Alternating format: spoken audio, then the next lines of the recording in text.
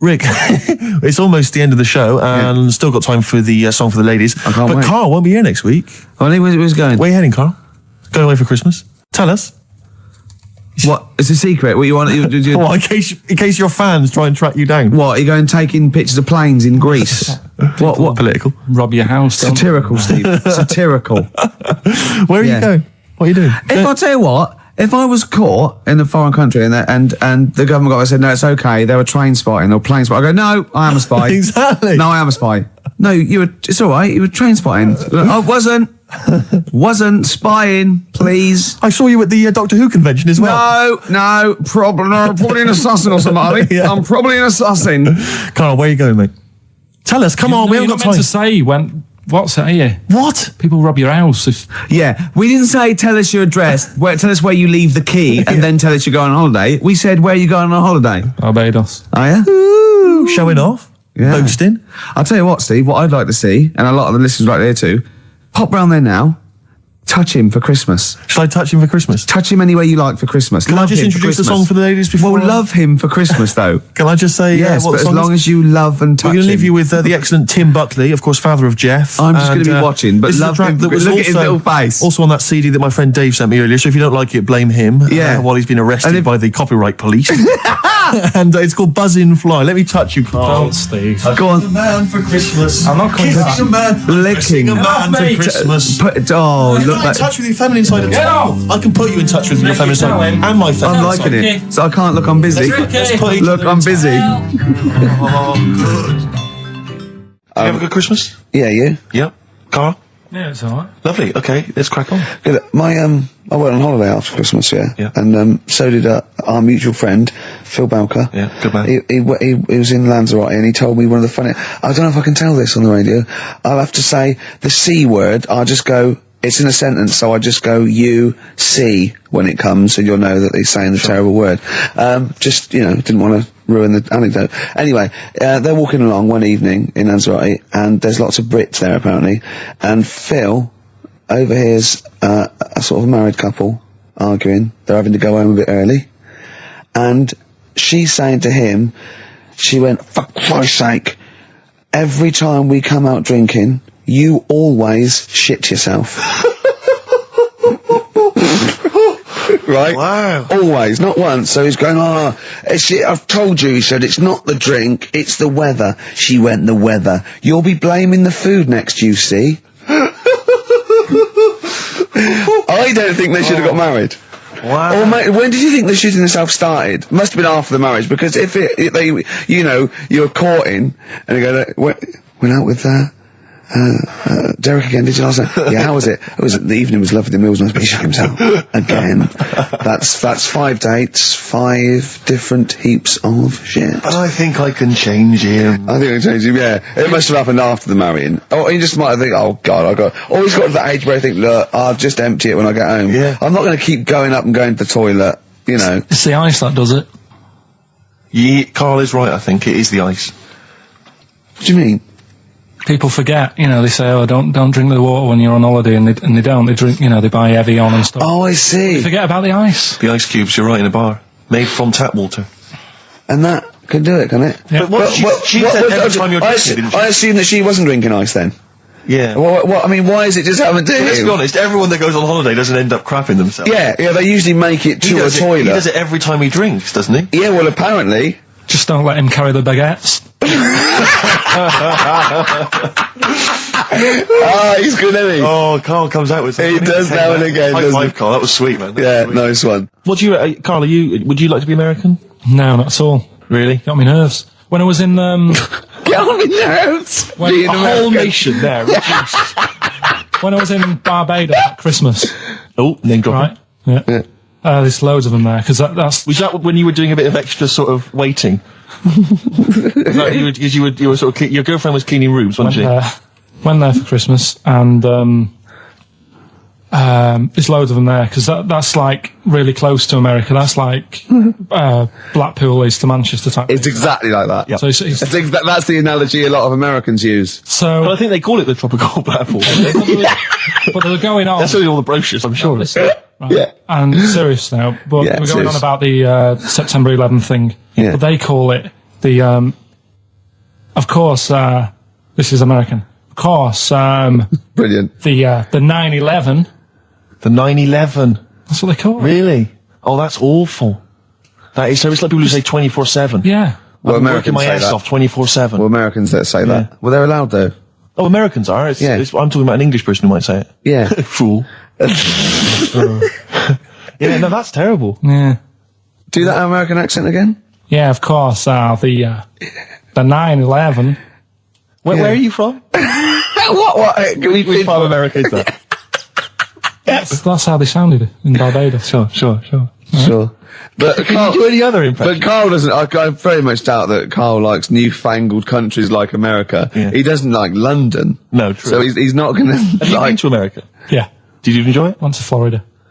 No, they got me again. Got on your nerves? Yeah. Went for some food. Yeah. And it was the last few days. I didn't take much money with me, and we were in Florida, and we were hungry, and we went for some steak, and we had our dinner and that, and I think it's their equivalent to the Angus Steakhouse. Yeah. Right. And sat down, had the steak, and that's huge, big portions. But anyway, we didn't have much money left, and we had like another 2 days left, so we didn't leave. We didn't have much money for a tip. Do you know over there they expect it? Yeah, a big tip, yeah. So we left what we could, and I don't know what it was. It might have only been the equivalent to 60 pence. Yeah. But he didn't have to do that much. We didn't have loads of courses because we didn't have much money. So he brought us like the main course and I don't know, a couple of Diet Cokes. And anyway, left him the 60p Yeah. on the way out, and he comes running over. Excuse me, sir, you can have this back. Because it wasn't enough. I mean, Yeah. it's outrageous. What did you say? I said, all right then.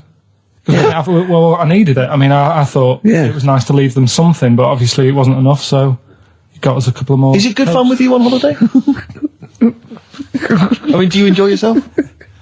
Yeah. Do people go with you on holiday? I get bored after about 4 days. You surprise me. And then what do you expect out of a holiday, Carl? What do you go Sort for? of soak up some of the culture. Yeah. You liar! You liar! What did you learn about Barbados while you were there? A lot of crabs on the beach.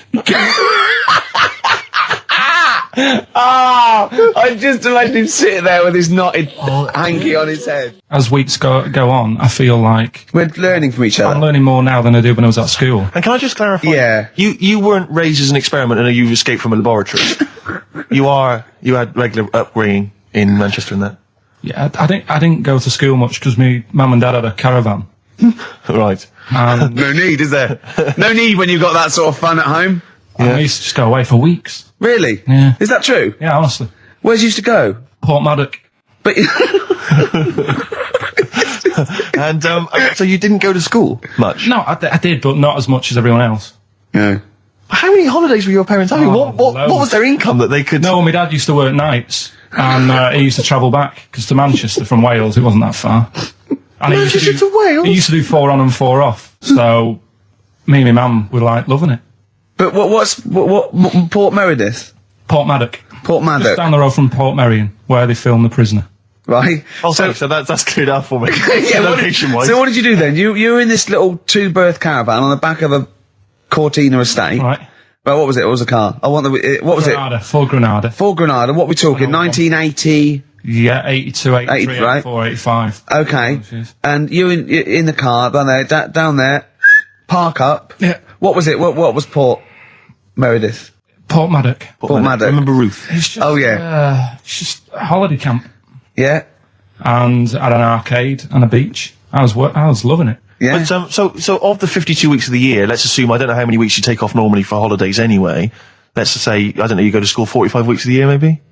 Generally, most kids? Nah. Bit less. Bit less than About that? 42. How many weeks would you say you actually spent in school? Well, how many weeks do you have off for summer? Well, we'll work that out. That's what About I mean. 6 off for summer, about 3 for Easter, about 3 for Christmas. Put it this way, I'm surprised I'm not Welsh, to be honest. Right. Because I was there more than was in Manchester. Did the school authority not come and check you out? No, they didn't. Didn't get Manchester, I suppose they didn't care, do they? Not really. Yeah. They're lucky you turned up at all. What did you just turn up for the last day when you could take in your best toy? Did you know that when you could take in any game? Just play with everyone else's. Why, I break my stuff. Sure. Yeah. Yeah. No, that's a good Well, this point. answers a lot. This does answer a lot. The fact that you spent most of your time on the beach as a kid. Teachers were no good at my school. We were talking about it yesterday. About So you were teaching them a lesson by going off for the summer. Yeah. Anyway. And did you go to university? No. No. Did you go to sixth form or college? No. When did you leave school? When I was about 15. Right. What, you just went on holiday and didn't come back? I just got a job early, didn't I? Where was it? Port Maddock? Getting there. No, I was a printer. BM Print in Trafford Park. Well, that's great. That's a little interview there. Yeah, little next, there. I'll be interviewing Steve Merchant. What are we playing next? Bit of elbow. Oh, this is fantastic. This is Elbow. Bread.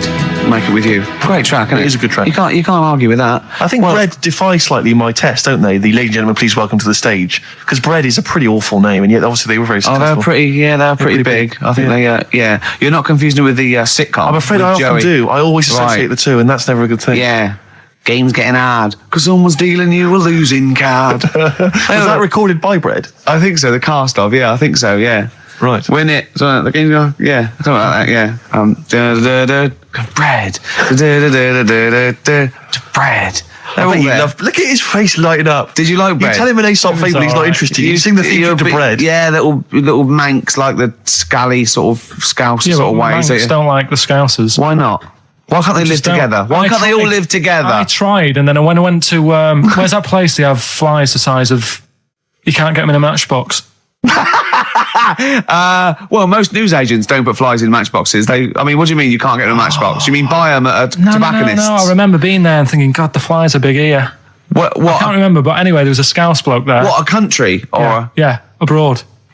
Right, okay. Flies are massive. And there was a Scouse bloke there, and I was quite happy to let things, we don't get on, but I was like, I'm on holiday, we're in the same town, let's get on. Yeah. And he couldn't stand me. Name was Alan. I think he lives in London now. Couldn't be doing with him. What did he do? He just was like, I bet you like Man United. And it's like, well, yeah. And it's like, they're rubbish. And going on about my town's dark. It's like, well, when did you go? If it was the winter, it would have been. Yeah. He's an idiot.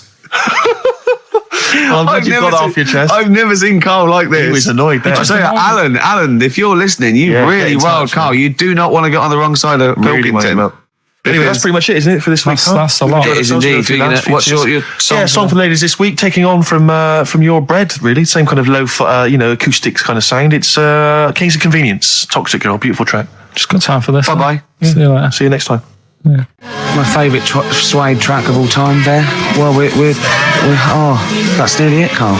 Right, what's your last Room 101? Oh, God. It was holidays. Holidays. Well, You want to put holidays in Room 101? people who are sort of annoying on holiday. Oh, yeah. Do you know when you go away? Oh, yeah. We've sort of touched on this before. Is this going to be the Scouse guy? Yeah. Go on. Oh, it's so long though. I mean, it was a holiday when we went to Tunisia. And the Scouser pissed you off, surprise, surprise. Yeah. Yeah. But the annoying thing was, when you go on it was a cheap holiday, and like the lesson here is, if you want a good holiday, you got to spend some money. Yeah. And we didn't on this one. We spent about, I don't know, 400 quid for two of us for a month or something ridiculous. And we got there and, you get to the hotel and you go, we have made a mistake.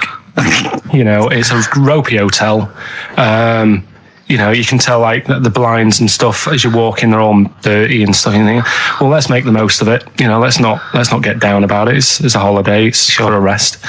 And you try and make the most of it. And we had to meet. You have one of those things where you get to your destination and the rep says, right, go and unpack your bags and that. Go and sort yourself out in the room.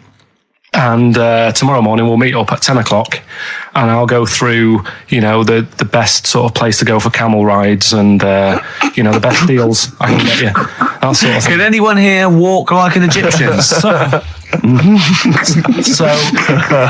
So she says, right, tomorrow morning meet 10 o'clock in the discotheque. So we get up and we have breakfast, and it wasn't a good breakfast. The kitchen was bit horrible. The food wasn't good, and it was run by sort of midgets.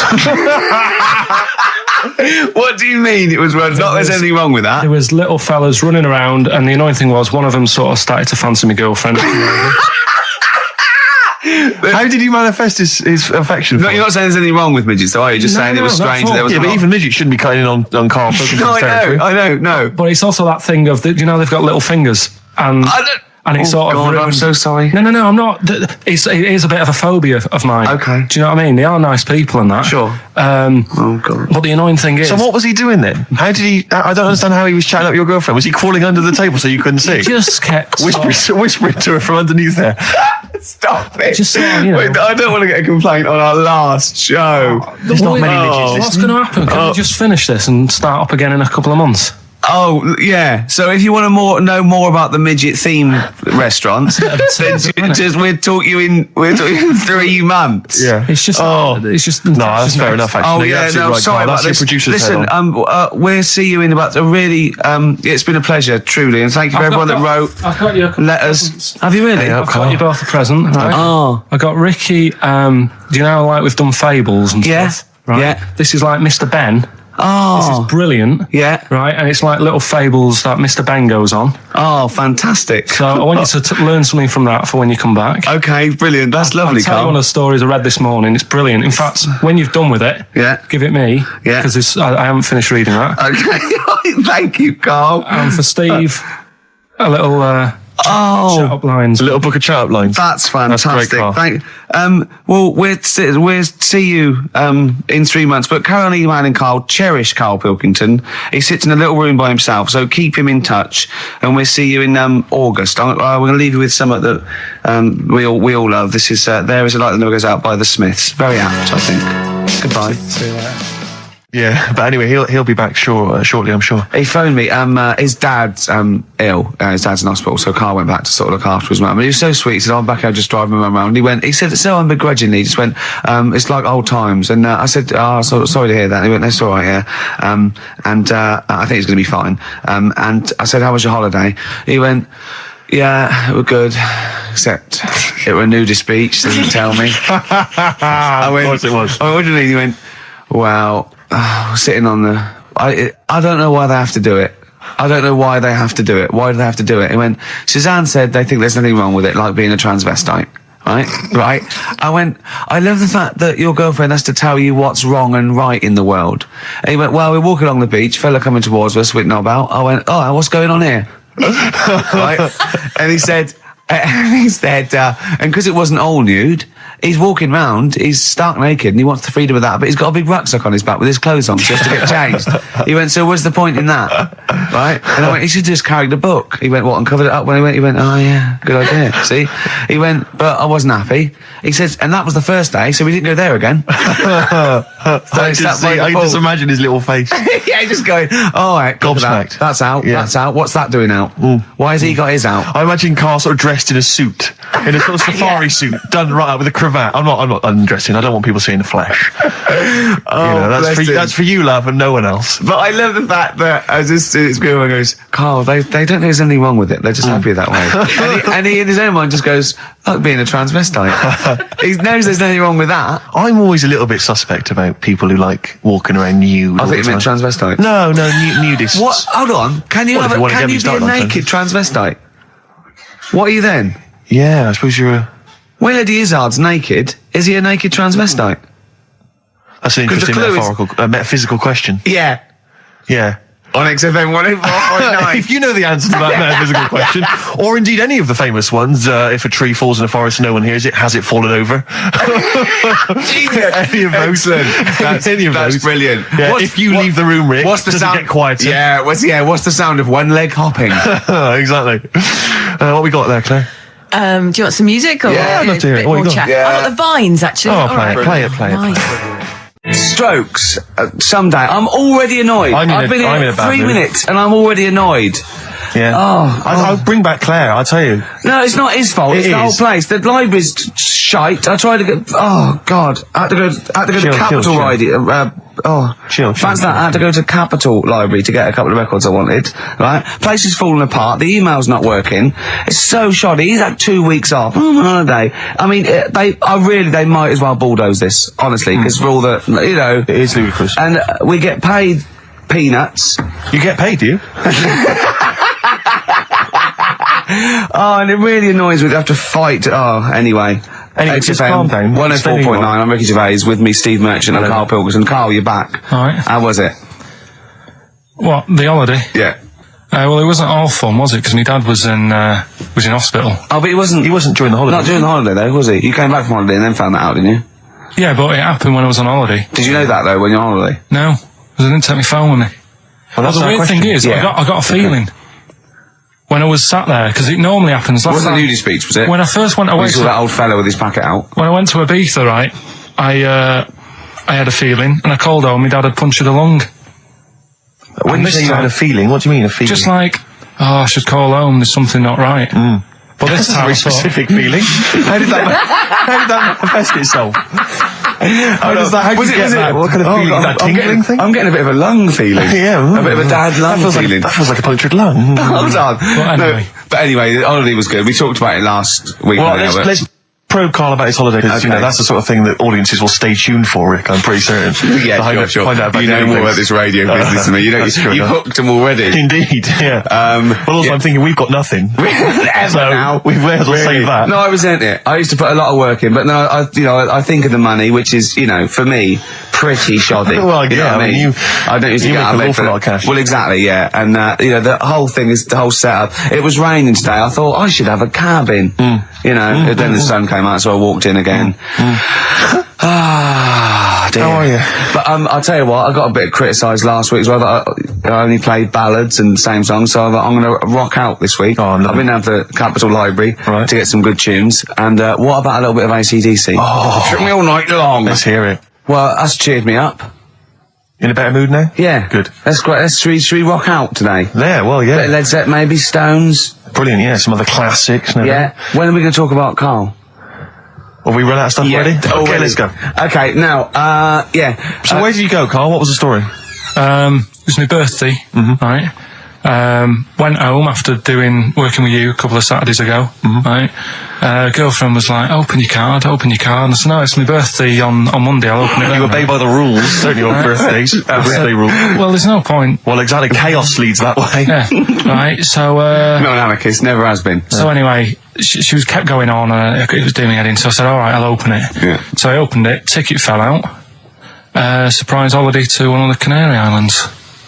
So, And what was your reaction? I mean, first one was we haven't got enough money right. for this, but I didn't want to ruin it, so No. so I didn't go on about that, and I said, oh, it'd be great, so I can't wait. So, Did you say it in that tone of voice? well, it was good timing because I was tired and everything, and I'm not a big holiday fan, No. but the timing was right. Yeah. Do you know what I mean? It's the same as last night. I don't always like a curry, but last night You're in the Yeah. mood. you get that sort of, oh yeah. Curry, you had a feeling. Yeah, you had a feeling You for thought, curry. and then lo and behold, later you were eating the curry. It's weird, isn't it? Very Isn't it weird, the strange. Life is- paranormal? Isn't it weird? Isn't it weird? They work in mysterious ways. Yeah, ghosts. yeah. So yeah. anyway, right, the island, if I was on Wish You Were Here, I'd probably say it's a bit barren. Okay. Not much there, but if you get a hotel, you guarantee good weather. Right? Are you? No, what I mean is, it'll be a good holiday. If you get a hotel, right, the weather's always good, so you'll have a nice Yeah, time. it was a comma, yeah, it was a, yeah, cool. And all that, and the food was all right, and everything was going all right. I was just having a nice, relaxing time. And how do you sort of spend your time on a holiday? You just lie around? Is that That sort of holiday, just lying around. I bought a book. You bought a book? Yeah. Okay, ghosts? No, it was short stories, right? It About was like ghosts? no, it was about like special days in our time and time before me and stuff. Oh, yeah. And it was like it was telling you about how I think it was 1814 the Thames frozen up. Yeah. And all these stories are told by eyewitnesses. Yeah. Right. So there's some fella who was around in 1814. And the Thames was frozen, and people used to put market stalls on there, and they'd do the shopping. It was like like an Oxford Street. Was that Mad Liar Charlie? No, because he's famous for that. Well, I'm sure, you know. No, I think that was Mad Liar Charlie. Yeah. So I was reading that, and then after a couple of days was a bit like, oh, Boring. yeah, you can only do sort of so much lying around. And so much reading. So Suzanne said, let's go on the beach, have a walk. You ain't gone on the beach? Where had you been up to this point then? In your room? No, just like around the pool, just relaxing and having a swim and that. Yeah. So she said, let's go on the beach. I said, all right then, yeah. So wandered down to the beach, and first impressions are, yeah, it's all right, it's clean. Sea Your looks good. criteria is so basic, it's brilliant. Hotel, yes. Roof, good. Food, adequate. Beach, clean. Next. So I'm walking along and everything's good, and there's a woman feeding fish bread, which I thought that's different.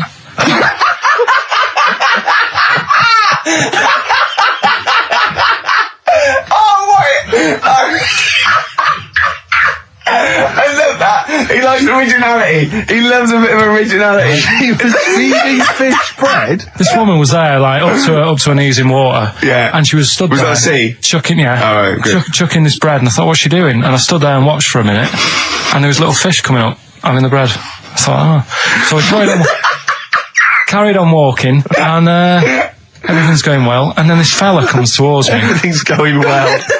Yeah, that's I haven't fallen over. Clean feeding bread. 2 points for originality.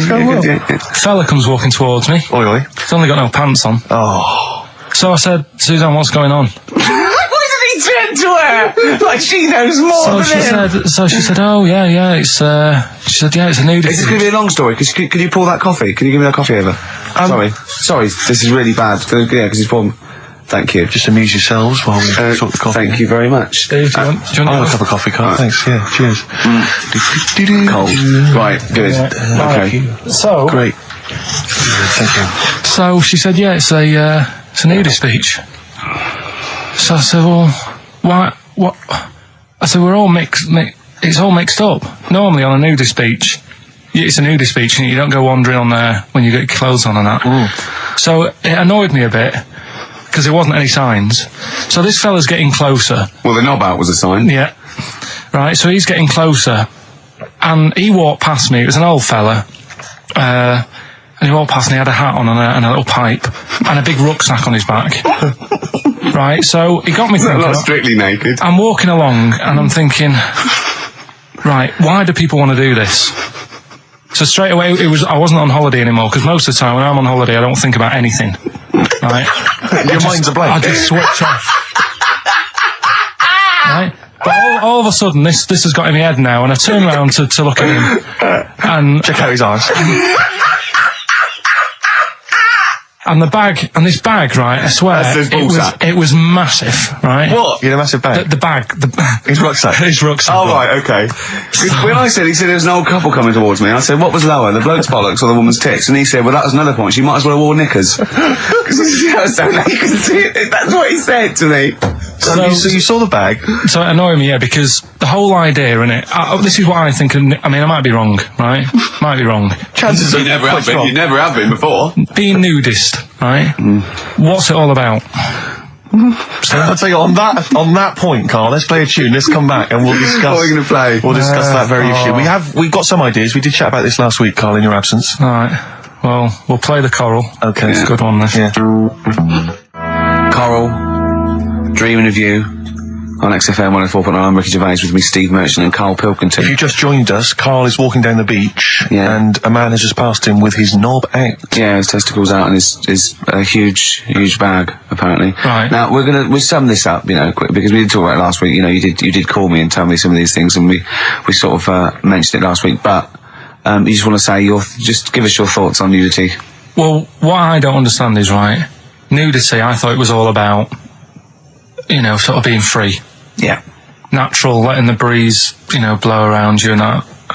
That's all I can think is of like the bonus of doing it. But you can get that by just having a pair of shorts on, right? Because I'm not one for getting my kit off. It's just something a bit weird about it, isn't it? Normally, if I go for a walk on the beach, I'll put a shirt on. Sure. But leave it unbuttoned. Yeah. Oh, right, yeah, tease the ladies, sure. Do you know what I mean? Yeah. But it just feels a bit weird. So it's best to cover your back anyway, because the sun Yeah. and all Good that. advice, yeah. But when I saw him, and I thought, well, right, is he doing it to sort of be free and be comfy and all that? And then I thought, but he's carrying a big bag, right? I've got a pair of shorts on, and I'm not looking at him thinking, I bet he's really comfy. Do you know what I mean? I wasn't going, I can't wait to get home and get my shorts off. They're really annoying me, these. So, and that's just it. I don't get what it's all about. Yeah. Sure. Yeah. Sure. Well, okay. Well, my advice to you is don't go to nudist beaches again. Well, I didn't go again. Do you play volleyball? No. Well, there's nothing in it for you, to be honest, Carl. Do you ever walk around the house nude? Not really. Only if, like, it's quickly to sort of jump out of bed and go and get a glass of orange. But I've got to be careful, because living on a high street, there's flats right across the way looking in. Yeah. And the thing is, it's Chinese fella. There's a little Exactly. And that was the other one. Is he the There's one? the old woman reading a book. Yeah, it could be dead for all we know. It hasn't moved. There's some bouncers, and Some bouncers. I think so, yeah. Is that a euphemism? They're always... There's always... Her name's Carol. But, yeah, the only time, if I nip out, so I get out of bed at night, go and get an orange, I've still got to be careful, because if they're awake and I open the fridge door... and the you're light illuminated, comes up, yeah. Yeah. they'll sort of see the light, And the shadow. turn round... And the weird, long, stretchy shadow. What did you get up and got orange juice or orange swash? You know, Robinson's. You can't advertise on. Why don't you take a glass of that to bed with? Why are you getting up? Yeah. Because whenever I do that, I normally don't wake up, and it's a waste, isn't it? The man is a genius. And well, continuing our rocking out thing. Yeah, we're in a rock mood. Well, I think this sums up rock and roll, doesn't it? It's not called rock and roll, is it? Yeah. Textbook. Featuring Puff Daddy and Little Kim, that's Notorious B.I.G. Brilliant. and Notorious. Great, lovely. Carl just said to me, here's something. You can't hold your breath to death. Have you tried it, Carl? It's just another little lesson. There's someone here who's in a really low ebb. They've been listening to the show, they were going to commit suicide. They just started holding their breath and they're like, oh, screw it. Well, what did you learn in the week, right? I'm always doing all the educating.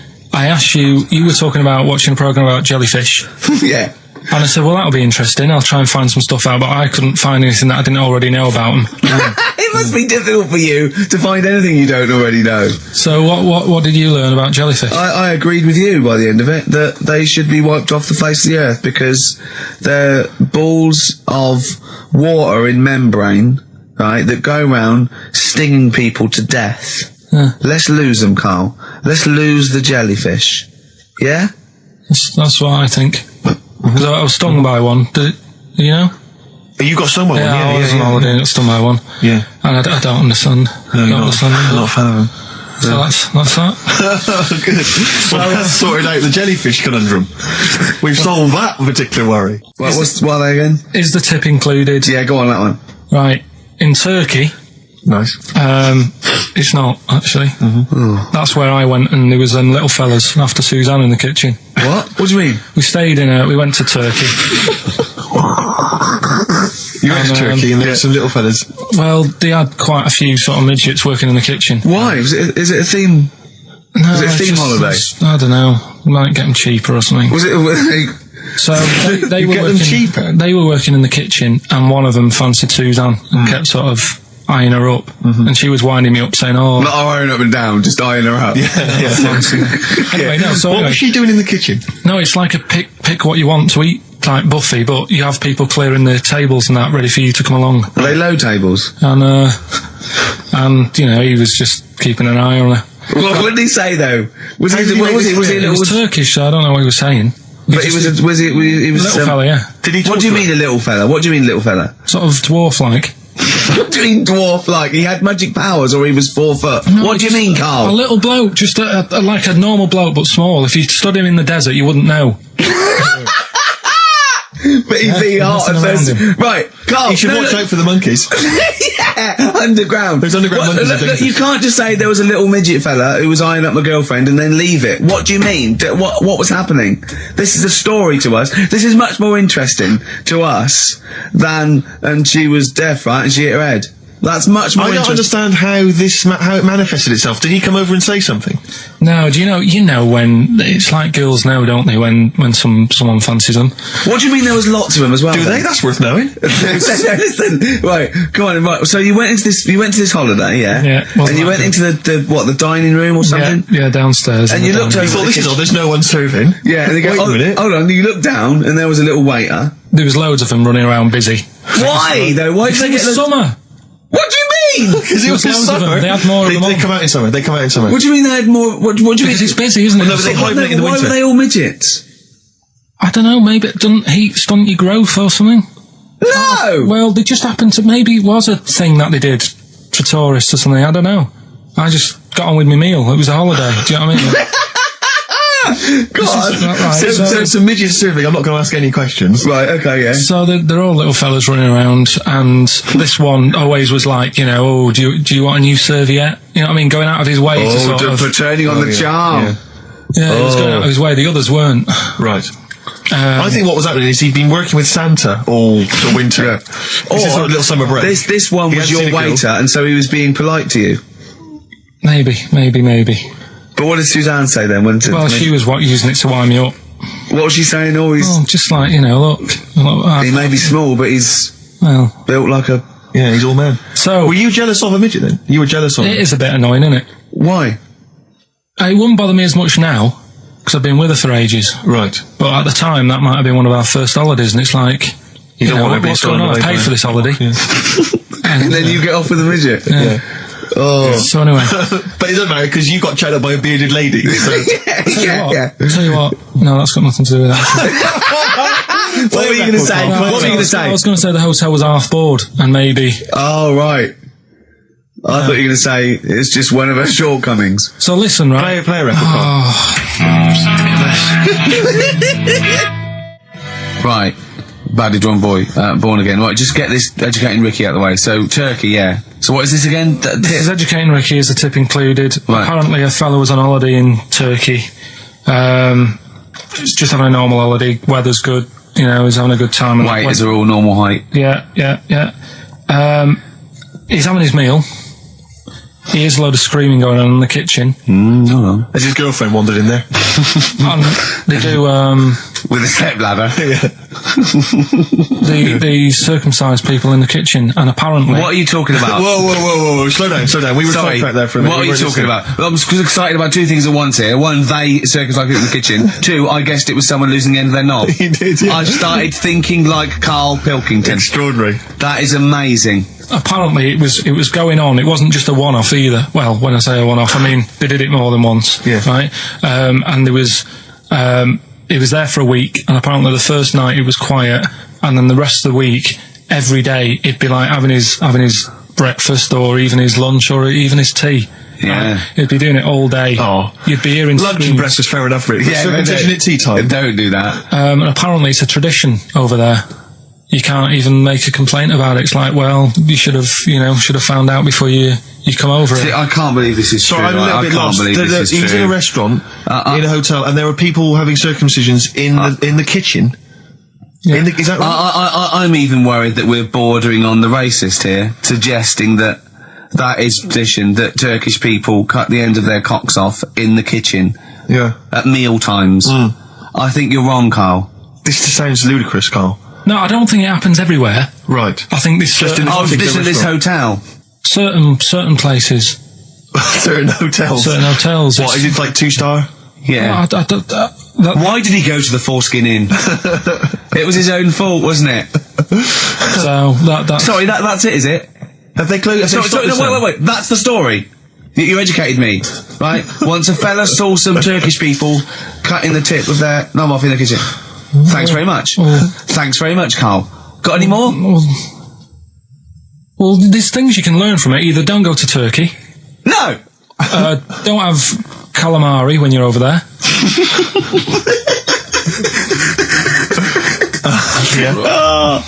Carl, you've done it again. Well, Carl is our sort of, I say producer, but he's the one that pressed the buttons because I was Dog's too... body. Yeah, but I mean, it was just because I was too big to run the desk. Yeah, too like important, I used to have to do. Literally too big. You couldn't get behind it. Yeah, and then we discovered that, you know, he looked a bit like a boring sort of, alright, yeah, but then when we sort of, you know, poked him with a stick, he came up with, he doesn't realise, but some of the I think, some Well, of the some of the funniest extraordinary things I've yeah. heard. Say hello, Carl. alright. Yeah. Well, classics, I think, so far, that have gone straight to the list include, have you ever used a Y front correctly? Yeah. Brilliant. You never see an old person Eating a Twix? eating a Twix. That's, These are sort of things. extraordinary He's things. back on his campaign to get rid of jellyfish. Why is that, Carl? Oh, did you see the paper yesterday? Go on. There's a jellyfish, right? It's about 15 foot long, about 5 foot wide, and there's a fella swimming next to it, and the paper's going, "Oh, look at this! We've found there's loads of them in Japan." Yeah. And it's because the water's getting hot, so it's making jellyfish really big. Oh dear. How's the campaign going to get jellyfish get rid of them? What's your point about jellyfish? They don't do anything. There's no point. They get in the way. Jellyfish, yeah. It ruined me holiday because I got stung by one. Yeah. But you think the same thing about Liverpudlians, and we can't just go around, wiping out things that ruin Well, your let's holiday. do the jellyfish first, and then we'll move on to the Scousers. Yeah. But, Beautiful day. You too. To kick off the show, Steve. Absolutely. The Ricky Gervais Show with Steve Merchant. Hello there. And Claire Sturgis. Hello, Indeed. boys. Carl's ill. Well, he's not here. I mean, I never believe people when they're ill. I think they're always malingering. I never take any days off work. I just think you can drag yourself in unless it's life-threatening or... To be fair, Rick, can I just stop you there? It's not so much that you take days off as you'll just suddenly decide around lunchtime that you've overeaten and you need to go and lie down. But I'm my own with boss. a cold compress. Yeah, and but a I'm my Swedish own... masseuse. I'm my own boss. Yeah. So it's In not a so much you take darkened days room. off. It's not so much you take days off as you never actually do a full day's work. Yeah, You actually exactly. prevent that straight away. I never take that hour and a half off a day. Exactly. XFM 104.9. So what's the story, Claire? Do you know anything about Carl? Do you know what his illness is? I think he's got this sort of cold virus that's going around. He phoned me yesterday. He did sound poorly in his defence. A little Poorly. bit croaky. Well, I'll tell you what. He I'm coughed a bit. I'm not being funny. He better be in hospital. To miss this show. To miss definitely. this show, flagship show of the week on XFM. Do you know, you are right, because, and you've been away, haven't you? Been away 2 weeks. We had the best of again. But let's part of the best of. Yeah. Let's part of the best of the last 2 weeks, Yeah. shall we? Yeah. I mean, we're going to try and get him on the phone. We're going to phone him, and I want him to really explain himself because, I think he's malingering, to be honest. Well, he phoned me in the week and he said, Steve, don't forget, there's a documentary on Friday night about Oliver the Humanzi, the human monkey. He said to me, it's going to be brilliant. And it wasn't. And it wasn't brilliant. It was. I especially stayed in and watched it. I taped it and watched it afterwards, and I've never seen so much hype and desperation. They kept showing the same clip of this chimpanzee that walked upright like a lot of chimps can. Exactly, right? yeah. It lost its hair, so it was half human, because all humans are bald. Yeah. So that's the half human bit. It didn't have hair. I'm sorry, humans do have hair on their heads. Yes. The other thing was this desperation to go, could it be half chimp? No. It's a chimp that superficially looks less like a chimp than other chimps. So Lee Evans looks a bit like a chimp. Is he half chimp, half human? Yeah. No, he's a human who looks a bit like a chimp. That's libelous. Yeah. That's a bit insulting, Evans isn't could it? have you Should we there. just play some music Yeah, now? I'm really sorry about that. I'll get back to you on that. Well, we can't get hold of Carl, right? We looked, it's got his old number out there. His home number? Yeah, it's a hold on. Right. So we went to the new records. He hasn't even given him this new home number. So something's funny going on. He doesn't want to be contacted. He hasn't given me his home number. I've tracked down a friend who's looking it for us. That phone might ring any moment. I apologise for that. But why is Carl not available? It's interesting that neither you or I, and I like to think of ourselves as being fairly close friends of Carl. Yeah. We have made him the man he is today. We cannot get in touch with him. In We the cannot same way, contact in the him. same way that bloke bought Oliver. Sure. I think that Carl is now ours. Yeah, exactly. Well, exactly. I think very much that's true. Yeah, Yeah. Carl is very much like a humanzi. If we look, we're going to lose contact with him and find him 5 years in a circus in Manchester. Exactly. They're doing experiments on him. Yeah. They're going. We can't figure him out. Yeah. Well, there's something wrong. He with his looks like a chromosomes. human, He acts like because usually humans stand upright. Yeah. And Carl likes to walk on all fours whenever he can. Yeah. He's not interested in other human women. He's only interested in apes. Yeah. It doesn't make sense. Oh my God. And he's bald. He is bald. Oh look, there's as much evidence And- for Carl being a humanzi as Oliver. Yeah. I think there's more. And Well, Carl barely walks upright. I know. Scared of fire. Yeah, I know. It is interesting, isn't it? Oliver was built, wasn't he? Yeah. I ball. don't know. It was Why were you looking, Rick? I'm interested that you I couldn't. What? Your eyes were kind of uncontrollably drawn Steve, they were towards just his. there. No, I didn't say anything. I was just looking at his face. No, Sorry, Rick, but if there's something you want to get off your chest, yeah, and that was the human part of it then, was it? Being built like that, because Yeah. it's humans. But Yeah. although Carl's is very tiny and hidden behind, and I've noticed something else as well. He's got a big red arse, that's true. hasn't he? Yeah, it's all beginning to slot into place. And I've seen him climb up a cabinet and eat a banana as well. Just over lunchtime. And peel it with his toes. It's all coming together. Yeah. Right, we're going to track him down because he's malingering. He's definitely malingering. Yeah. I'll tell you what, he's at home now in the garden swinging on his tyre. He's not ill. I think more truthfully, someone said to me that I said Carl might be ill. They said, right, are you not going to do the radio show then? Well, that's what annoys me. I mean, that's the biggest problem is that, let's be honest, we haven't got anything without Carl. All we've got is the hook. People are staying listening because eventually they think we might get through to him at home. Yeah. And there'll be fun on this show to be had. If we don't get in touch with Carl, I think we may as well just shoot off and leave Claire to do the show. I've got some great music. Is that not a... Well, it's a small. Well, you could leave the music with me. I could just play There's not many reasons. That is true, isn't it? To be here. Okay, well, play some great music now, play Steve. a great tune. Okay, wedding present, Steve. Yeah, I'll explain what it is afterwards. Just play it. It's a joy. There's a monkey theme. There is a monkey monkey connection. Call in if you know the answer.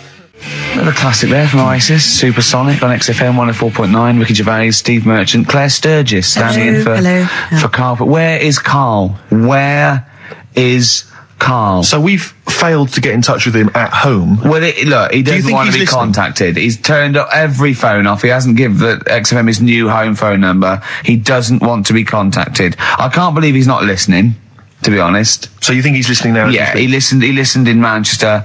If he's not listening, he's out and about. I mean, has anyone spotted Carl?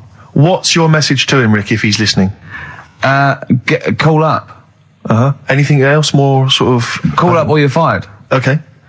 Any bad language you want to use? Obviously, you can't really swear. I can't really say it. What sort of words? I mean, the F word, would you say? I'd say the F word. I'd call him a twat. Would you use the P word? I'm thinking of prick. Prick, yeah. Definitely use that. Not on air, but Sure. I'd call him a What about stupid tits? little prick. Would you just say you're a tit? Yeah. Okay. Yeah. Okay. All right. You stupid little bag of tits, I'd say to him. I mean, privately. What about the MF word? Because that's pretty intense. That's pretty hardcore. Do you think that this is not appropriate now? Do you think that would be too extreme? I'm worried if I use that and he was genuinely ill, Sure. I'd feel a bit of a C word. Cock. Sure. Yeah. Cock. Yeah. Because I wasn't thinking of that. And I mean a male bird. Sure, because we've got into trouble with that before. Meaning penis, and we don't mean that. Yeah, we definitely don't mean penis. But if anyone out there, sorry about that.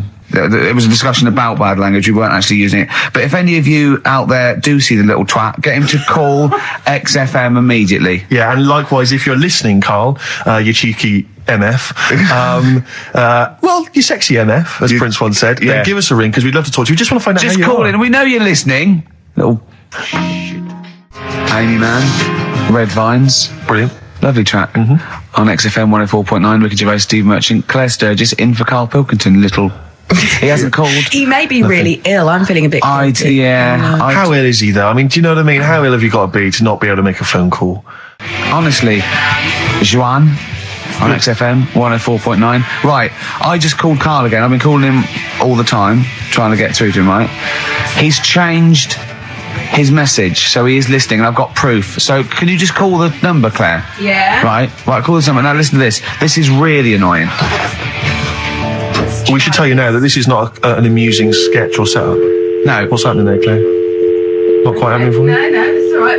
We'll try that again. Try that again, Claire. Yeah. I'm livid now. I'm genuinely annoyed, because you'll see, when you hear the message, you'll realise why. Right. Okay, right. Let's try again. I don't know who he thinks he is now. I'm beginning to wonder if his minor celebrity is going to his head.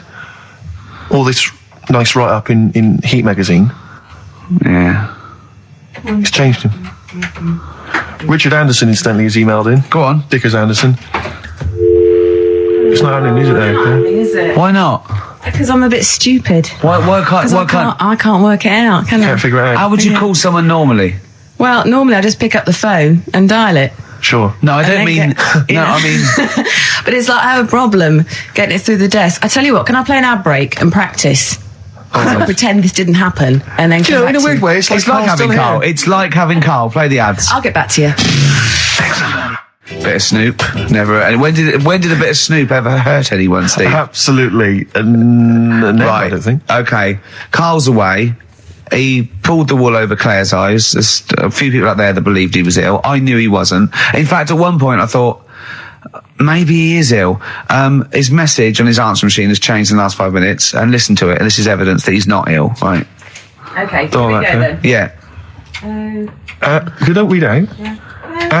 Richard Anderson, I should just say, has got in touch. Okay. Here we go. Hold on. There we go. Oh, Claire. No, I can do it. Just tell All me right. Anderson. This is ludicrous, yeah. Sorry I'm not in today, but not well on that. No more Rockbusters. I think that's what's affected me. It's got me down a bit. So he's joking. Yeah. The doctor said I'll be back swinging on my tyre in no time. So See you later. he was listening. He's clearly listening. So he was listening because we said about swinging on We the see a side. message. At any time. Right, Carl, call me. In fact, I'll tell you what, we play a little game. Carl would appreciate this. Call me, Carl, or I'm going to give out your number. What's the first 5 or 6 digits, Claire? Well, it's 07968. 07968. Okay. Phone now, Carl. Start calling now. Right, give the next number, Claire. You said You said give the next number. 1. Make a note of this, because Okay. if you want to call Carl yourself... 07968, and the first number to be given out is 1. He's not ill. How do you feel now, Claire? Because he's made a fool of you, because you believed him. I actually He's felt made a really monkey out of sorry you. for him Yeah. last night. But now, passed out, I feel a little bit let down. Right, okay, so we give a number out every 5 minutes until Carl calls, because we know he's listening now. He's taking the piss. He's not ill, obviously, you can hear that. That was as long as a link, so he could have been here. He could definitely call. Are we leaving this message? Is this a message we're still leaving on his phone? Yeah. We're still leaving it. Good. Yeah. Good, yeah. Why don't we leave the rest of the show on his phone? As a message? Leave it up. He's got to yeah. listen through it all so he can delete it. Yeah, exactly. And the other thing, of course, is that he's not going to get paid for this. No. So he's thrown away 80 quid. That's 80 pounds. Now, in Manchester, that's a week's wages. So Easily. he's obviously been spoilt. So for all his mank charm, he's down here, he's living the life of He thinks riding. 80 quid's nothing. He thinks 80 quid's nothing Up there, already. you could be buying you could buy yourself your own horse. Yeah. You Yeah. could probably get yourself a deposit on a flat. I'd have thought so. Up I'd have there, thought so, easily. yeah. And so, or sun lamps because it's always dark. Yeah. He could go mental up there. Now, Dog piece of string. So what's the first few digits we've given out? 07968. Yeah, That's and the then code. and We've then got 1. Okay, we give out a Another number of Carl's phone number digits. So take that down because we love calling him. Should we have a little bit of feed or Let something? me just tell you what Dick has said. Yeah. He said, Richard Anderson, he also said, P.S. the show's still rubbish without Carl. Yeah, fair enough. Still rubbish without Carl. Now, is that a compliment? It's still rubbish without Carl, which suggests he thought it might be better without Carl. No, I think he means it's equally rubbish. Right. Brilliant. Nothing Thanks. changes. Thanks, Dickers. Yeah, he's Good nothing- old Dick Meister. Landed, Mr. Ben Folds. We've landed on XFM 104.9. Ricky Gervais, Steve Merchant, and little Karl Pilkington, and his magical little manky, round, baldy head. He was described as a wacky mank in one of the papers this week. Really? Brilliant. Well, remember we were talking about it last week about he came round to my house and I popped out my Mr. Johnson Sure. to take a little look at. And his two that made daughters. the papers. That Right. made the papers. Wow. What paper? It wasn't front page of the Times. It must have been like the Daily Star or something. Just squeeze Live 8 in Yeah, the second, yeah. on the second page. Yeah, so wacky mank. Wacky mank. That's Wacky great. mank. Wacky mank. We had an email from someone that reckons they remember you from body popping round Salford Way. Yeah, Eccles Precinct, apparently. You know that, don't you? 485. I wasn't doing it round there though. Well, what do you mean? I was round Stretford, Arndale. And what were you doing? What sort of body popping was it? Just a bit of everything. Caterpillar, bit of moonwalking. Did you have a little piece of line you used to carry around? Well, mates had that. Right, you didn't Borrowed bother with theirs. Borrowed theirs. Were you any good? But you weren't breakdancing, were you? You weren't spinning on your head and stuff. You were more body popping. that. Well, I hope he wasn't spinning on his head, because you know that can sort of give you little brain damage and things. Well, it can give you brain damage. Also, it can wear your head down, and also makes your head perfectly round. Yeah. Because the gravity is pulling on. But all if you keep on doing it, obviously it's going to wear your hair. hair out, yeah. So you become sort of like a stupid, bald, and roundy headed. Yeah. So You've got to be I very careful. much doubt that you did do any of that. Did you, Carl? Didn't do any of that. Well, So you're shooting off in a minute, aren't you? well, yes, because we were trying to make poverty history, Carl. Yeah. People are making poverty history all over the place. They're putting it on a wristband, and it seems to be working because I haven't been poor for ages. I haven't been poor. And Alex had a stop bullying.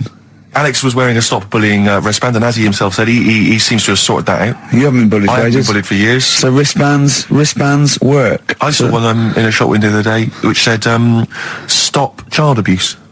And I bought one, obviously, because a lot of people say, does it make a difference? But it was only £1, and I'd only spent it on kiddie porn. So, I think I've made a little difference there in a small way. On a serious note, though, I like the idea that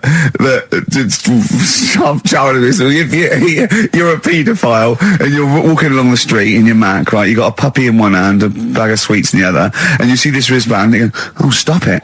Oh, okay then. Yeah, I hadn't thought before. That's what I think. Okay, fair enough. Yeah, well, I won't be doing that again. Yeah, he was hanging around in Topshop for unsavoury reasons.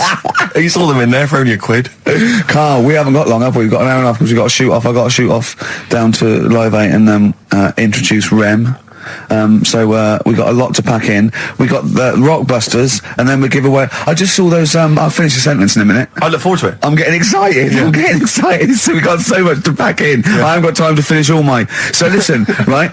You know the things we're giving away. The signed little Homer.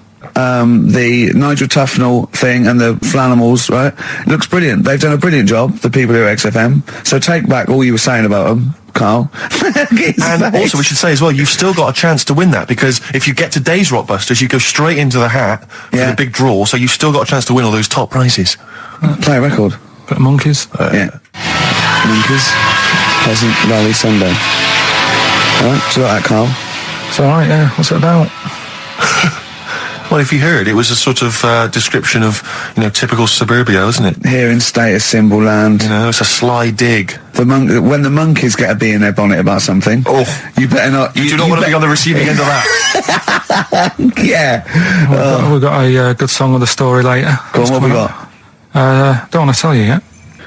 All right. Now, is it as pitiful as last week's, where you somehow misheard that Eric Clapton song? What was the Eric Clapton song? Well, Wonderful Tonight, and he was convinced it was about a bloke in a wheelchair for no reason, no evidence at all, other than she's walking around with me.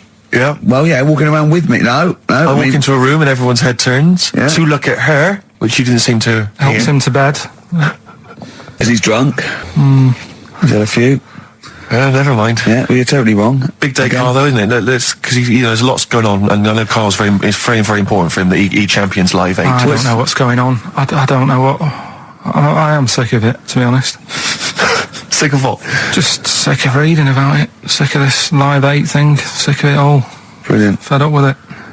What annoys you particularly? It's not only that today, though, is it?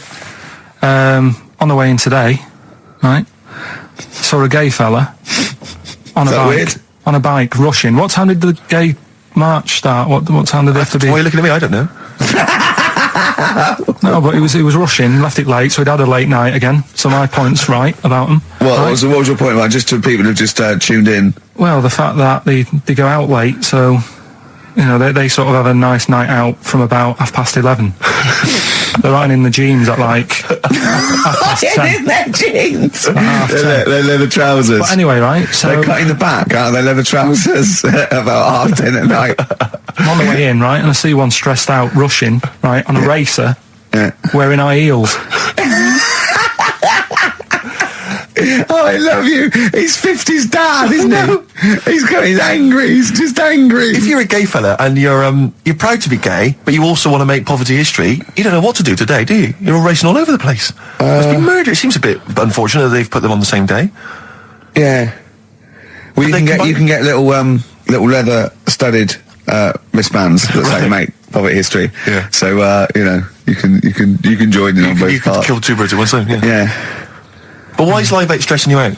It's for a good cause. You must have. I know we've discussed this in the past, and you don't really know what you're talking about. But I mean, maybe that's the problem. I'm just, I don't know. I mean, I could have told them ages ago that there was no way that they were going to pay it back. I knew that was going to happen. I love that. But they didn't consult you, did they? When they were handing out this money willy-nilly to people who were dying, you could have had a quiet word with them. All I'm saying is, you could have said to Harold Wilson, Harold, you're not going to get this back, mate. You are not going to get this back, mate. When I wanted a mortgage, I had to supply 3 wage slips, is what I'm saying. I was double checked out loads of times. I'd like to see, have you ever seen that guy Alvin Hall, who gives financial advice to perhaps teenagers who don't know how to spend their money wisely? All right. Perhaps like send him over there. He's the guy with the bow tie. Oh, yeah, You know what I mean? yeah. Like, send him over there and just sort of have a chat with him and say, make a list of what you're spending it on. So he's basically, will you be annoyed if they drop all debt and double aid and everything? No, because I mean, people sometimes need help and that, don't they? You've got to help people out, but Yeah. it's how many times is the thing. Do you know what I mean? Let them off. But do I? I've got this monthly payment at the moment, haven't I? Yeah. I'm paying for tools for people out there who need a drill to build a house, or whatever. Yeah. Am I now in my right to say, well, you can't have it all? Do you want the drill or do you want the debt cancelled? This is what I'm saying. I'm just, I'm all happy to help people out. Do you think they're taking us for a mug? Is that what you think? You might Well, be taking? we'll see, won't we? Time will tell, won't we? You know what I mean? If next year at the same time Geldof's putting on another gig, I'll go, what's going on now? Geldof putting on another gig and the mean fiddler. What's going on now? I think you're missing out on the true meaning of today, Carl, which is an opportunity to see Keane for free. I think that's the problem. No, I don't want to go. I don't like crowds and that, do I? Right. Can't be dealing with that. Don't like big crowds. People, because I was talking to people at work about it, and they were saying, it's a big occasion, it's one of them events, like, you've got to be down there, because in years to come, when they say, were you there, I don't see what's good about having a memory being stuck in a crowd of 150,000 people. I prefer to do something nice. Say if I have like a nice cake and a cup of tea, right? In years to come, when they go, do you remember that day when we were all cramped and what have you? I'll go, no, I was having a nice cake and a cup of tea. So I've got a nicer memory than them.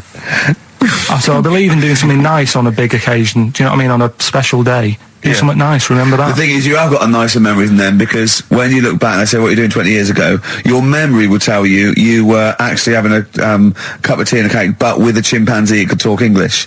That's what your memory will tell you. You're thinking, I was out with my mate. I was out with my mate Marty. He's a chimp, and it just you'll be in cuckoo land by the time you're 50. You'll be just going, that was great that day. Remember Suzanne, I don't know what talking to Suzanne. She's left you. She's left you. She's had enough of you waking up. Well, she's down in Hyde Park watching Bed-Shaped live. She's not worried about cake and a cup of tea. Have you ever done a march or anything, though? Have you ever sort of... What are you saying? Have you, you're having a go at me for not getting behind it all, right? Which I am, because I've got more standing orders going out of my account for charities than anything, right?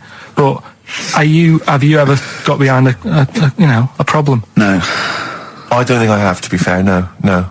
No, I am quite slack in that respect. It does take a lot of effort, though, doesn't it? Well, it depends. What sort? Well, if you're going to do one of those walks from John O'Groats to Land's End or something, that's a lot of time commitment.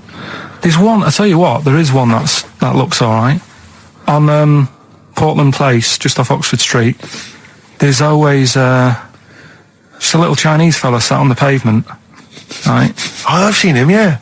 What's that all about? Yeah. He's just sat there with a poster, but you don't know what it's for because it's in Chinese. Yeah. So he's just always sat there.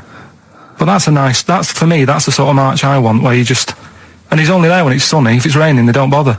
I tell a lie, I did pop down when all those women walked through London in their bras.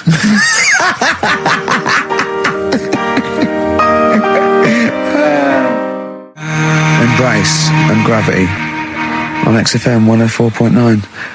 We've had a couple of texts. People obviously can text in 83XFM. That's the text number for the big quiz that's coming up shortly. Rockbusters, still your opportunity to win some of those cracking prizes. Enter your name in the draw if you can unravel the, I don't know what you call them, conundrums that Carl set. Sort of. We've had a couple of texts. Obviously, we're leaving early today. This is a shortened show and our last show of this run. But we've got to leave early. We've got to go down and try and make poverty history. But Rob's texted and he says, only an hour and a half today. Well, poverty does have some benefits then. He's a fan. He understands the show. Who was that little fella that used to write in who hated the show? I forget his name. I haven't heard from him for a while, actually. I don't know what happened. No. Maybe he realised that if he hated the show so much, the obvious thing to do was to switch off. Maybe that finally dawned That's on him. annoying. What's his name? Someone will remind us of his I name. like people who hate us to carry on listening. Yeah. It just gives it an edge, doesn't it? Yeah. It's the fact that, that you're annoying someone. I mean, I love annoying people. I know you do. I know. So You're like a kind of walking Chinese water torch. Yeah, exactly. Yeah. Have we got Ladder 49 today? Rick, there's a number of cracking DVDs as ever on Rockbusters. We've got The Life Aquatic with Bill Murray. We've got Howard and Kumar Get the Munchies, hilarious stoner comedy, and Batman the Animated Series. And Ladder 49, there it is. Fucking phew, Phoenix, John yes. Travolta. If you've ever seen Ladder 49, then you can give us a quick text review on 83 XFM. I'd be interested to know if it's Why are actually we worth giving watching. away one a week for the last 6 weeks? Yeah. Well, we better do them then. Let's do Rockbusters for the last time. You can win those amazing prizes. All right. As always, just a little cryptic clue. Some initials of a band or an artist. Work it out, email in or text in. That's it, isn't it? Mm-hmm. Right, the first one. Richard's kid Yeah. cuts hair for a living. Right? Richard's kid cuts hair for a living. Right? Initials ED. Right? BD. Richard's kid cuts hair for a living. Second one. I have a problem saying the French word for well. Right? I think that's the right word anyway. I have a problem saying the French word for well. So what's that? That initial there is K. Right, band or artist. And then the third one, you take 8 kebabs, 2 kebabs, 57 kebabs, times it by 27 kebabs. Right? The fella is struggling to work it out. What's that? What's going on there? Right? It's a good question. DS is the answer there. 8 kebabs, 2 kebabs. I've got it. 57 kebabs, times it by 27 or what have you. Fella's struggling working it out. What is I've it? got that one. DS. So just email in ricky.gervais@xfm.co.uk or on the text 83936. Yeah.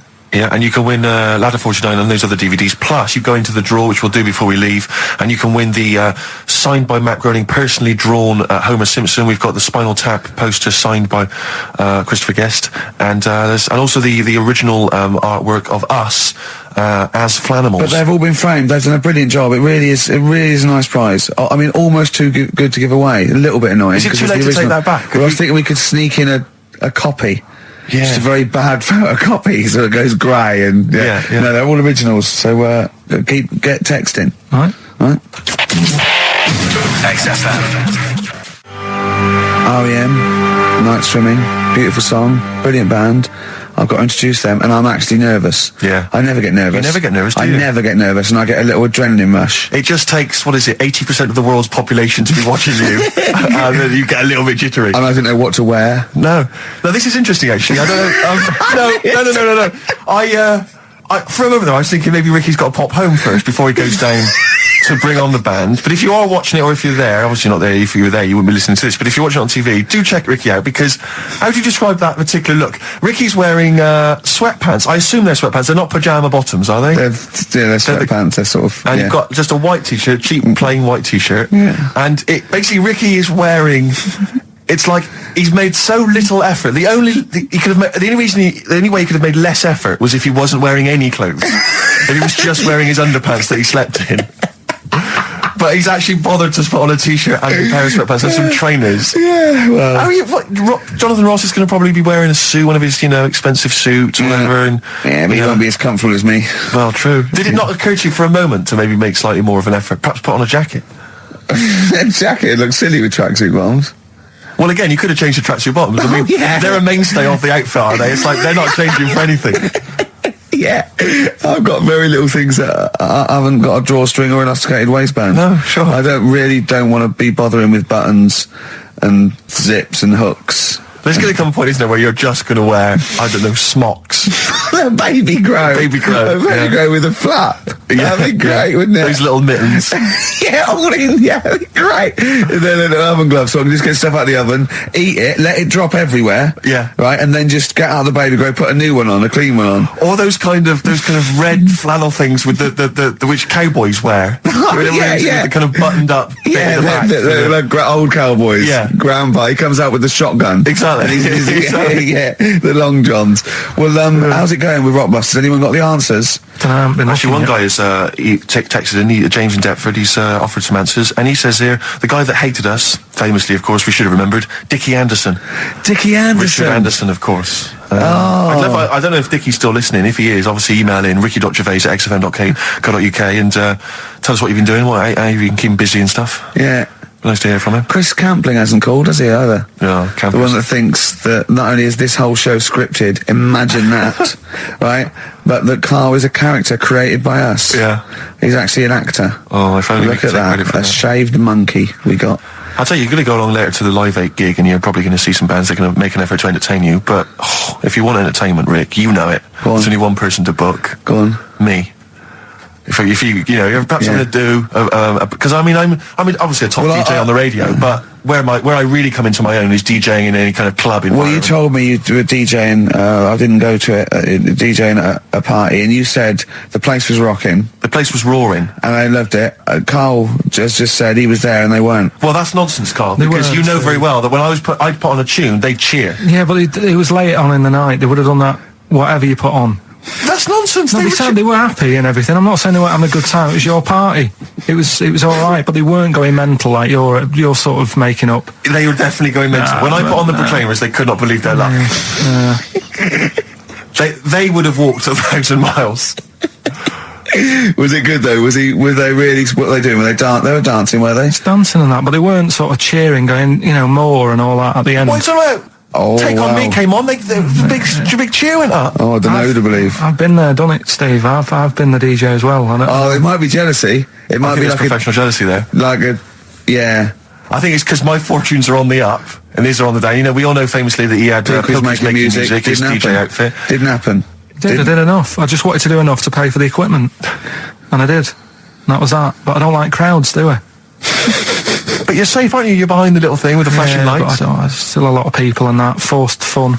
Don't like that. Forced It's fun. not forceful. They haven't got to It dance is. if they don't want to dance. Yeah. Don't like it. What do you mean your fortunes are on the up? Anyway, DJing. Where were Well, I'll tell you, I was hired. Well, I say hired. I did it as a favour to a friend. His wedding the other week, and I got there. I was thinking, because everyone had their little role to play, and then people were doing a good job. I love you taking it seriously. And I did. I going to a spent wedding. ages putting together some CDs, special selection I CDs. love that. Because what I did was I burned them on iTunes. Did you turn up with your own headphones round your neck? Own headphones, wearing a suit, but headphones. Metal case. Didn't need it. Just had them all in one small box. Brilliant. Boom. I thought this is good stuff. I got some classics here. Give me an example. Give me an example of that, like the first hour, the warm up hour. Rick, I'm coming straight in with Frankie Valli. Oh, what a night! Brilliant track. I mean, when those beats start at the beginning, who's not getting on the dance floor? Wait a minute, what's this following up? Go on. It's the Jacksons.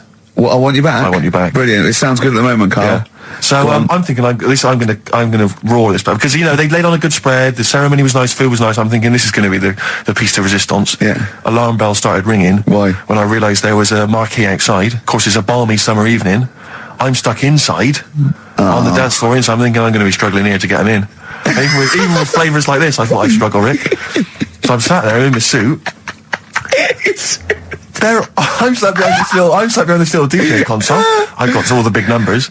There's one or two people making some token effort, but frankly, most people are outside everywhere. no. This time. I was livid. Of course, they couldn't hear it out there. So I was playing to an empty room, really, and I was furious. I was absolutely furious. Because, what is, they're wasting my time. They're wasting now. I could have just stuck the CD on and They're gone out there, wasting couldn't I? Frankie Valli's. Frankie Valli's They're time. wasting the Jackson 5's They're time. wasting, D-Light's time. Yeah, yeah. And so I'm sat there, and there's a couple of people making a cursory effort. Mainly when they come to get a drink from the bar, they might have a little quick, couple of twos. You shout, we don't want your Not lot. interested. All of you or no All one. of you or no one at all. And then there's a microphone set up because people have been doing speeches. This little girl gets on the mic, right? It's being funneled through the speaker system. So every time I put my headphones on, Miss Dynamite, was it? It wasn't sadly Miss Dynamite, although she decided to have a little go at MCing. She was screeching her little head How off. old is she? Oh, I don't know, 8 or 9. At their most annoying. When children are their most annoying, because they got a bit of confidence there. They're a bit cocky. They're not shy anymore. They're a bit arrogant. Yeah. She's screeching her head off, so I'm playing, and she doesn't know it. your face! I'm playing into the groove. No one's getting into the groove because she's going mental. She's just going, what's this? What's this? I don't know what this is. Play something I know. I'm thinking I haven't got any bloody DJ Otsu or Crazy Frog. I'm not going to play what you. So she's just screeching along, ruining it for everyone. And I say everyone, there was no one there. So me, she was ruining it for me. I bet you were really I was angry. furious. But of course as well, every time she screeched, it went through my headphones. So of course and then her dad comes along, right? And I'm thinking, all right, he's I seen what's just imagine happening. you in your suit, sweating, getting annoyed at someone Livid. ruining your set that Yeah. no one's listening That no one's to. listening to. I think, her dad's coming over. He's going to put pay to this. He's realised that, she's causing a disturbance. He comes over there, joins in. No. Sits her on his lap. He's just saying, she's having a whale of a time. I'm thinking I'm furious. I'm thinking it's his responsibility to shut her up. He's not Yeah, going to do anything. I What can I agree. do? I can't step in. No. And I know very well that if I interfere, he's going to say, oh, well, she's enjoying herself and no one's dancing anyway, and we've just got into a fracas. Yeah. I didn't want to start a fight. No. Because So, I don't know, but he'd have knocked you out, wouldn't he? Someone would have got knocked out. And I'm not saying who it would have been, but, but there were, to bear in mind, Rick, there would have been two of them. And, so I didn't want to get into a fight with him. And, anyway, so I'm playing. Anyway, so my friend came along. He realised what was happening, and I didn't have the guts to unplug the microphone because he'd have known. You see. Yeah. So I got my friend to do it when she had her back to me. So he pulled the plug out. The microphone went dead. She went, "What's going on?" I went, "I don't know what you're talking about." I said, "I don't know." She said, "Where's the microphone?" I said, "You must have broken it." I don't know what's going on. Someone will probably make you pay for that. And anyway, at least we shut her up. That is great. But it really went from bad from worse. And there's that thing when you panic, you start panicking, so you're putting on a lot of flavours that you would have saved till the last hour. What are we talking? Boom, boom, shake, shake. Exactly, you're throwing him in early. Love Shack's coming on way too soon. Really? Oh, Love Shack before 11. It's heresy, but I had to do it.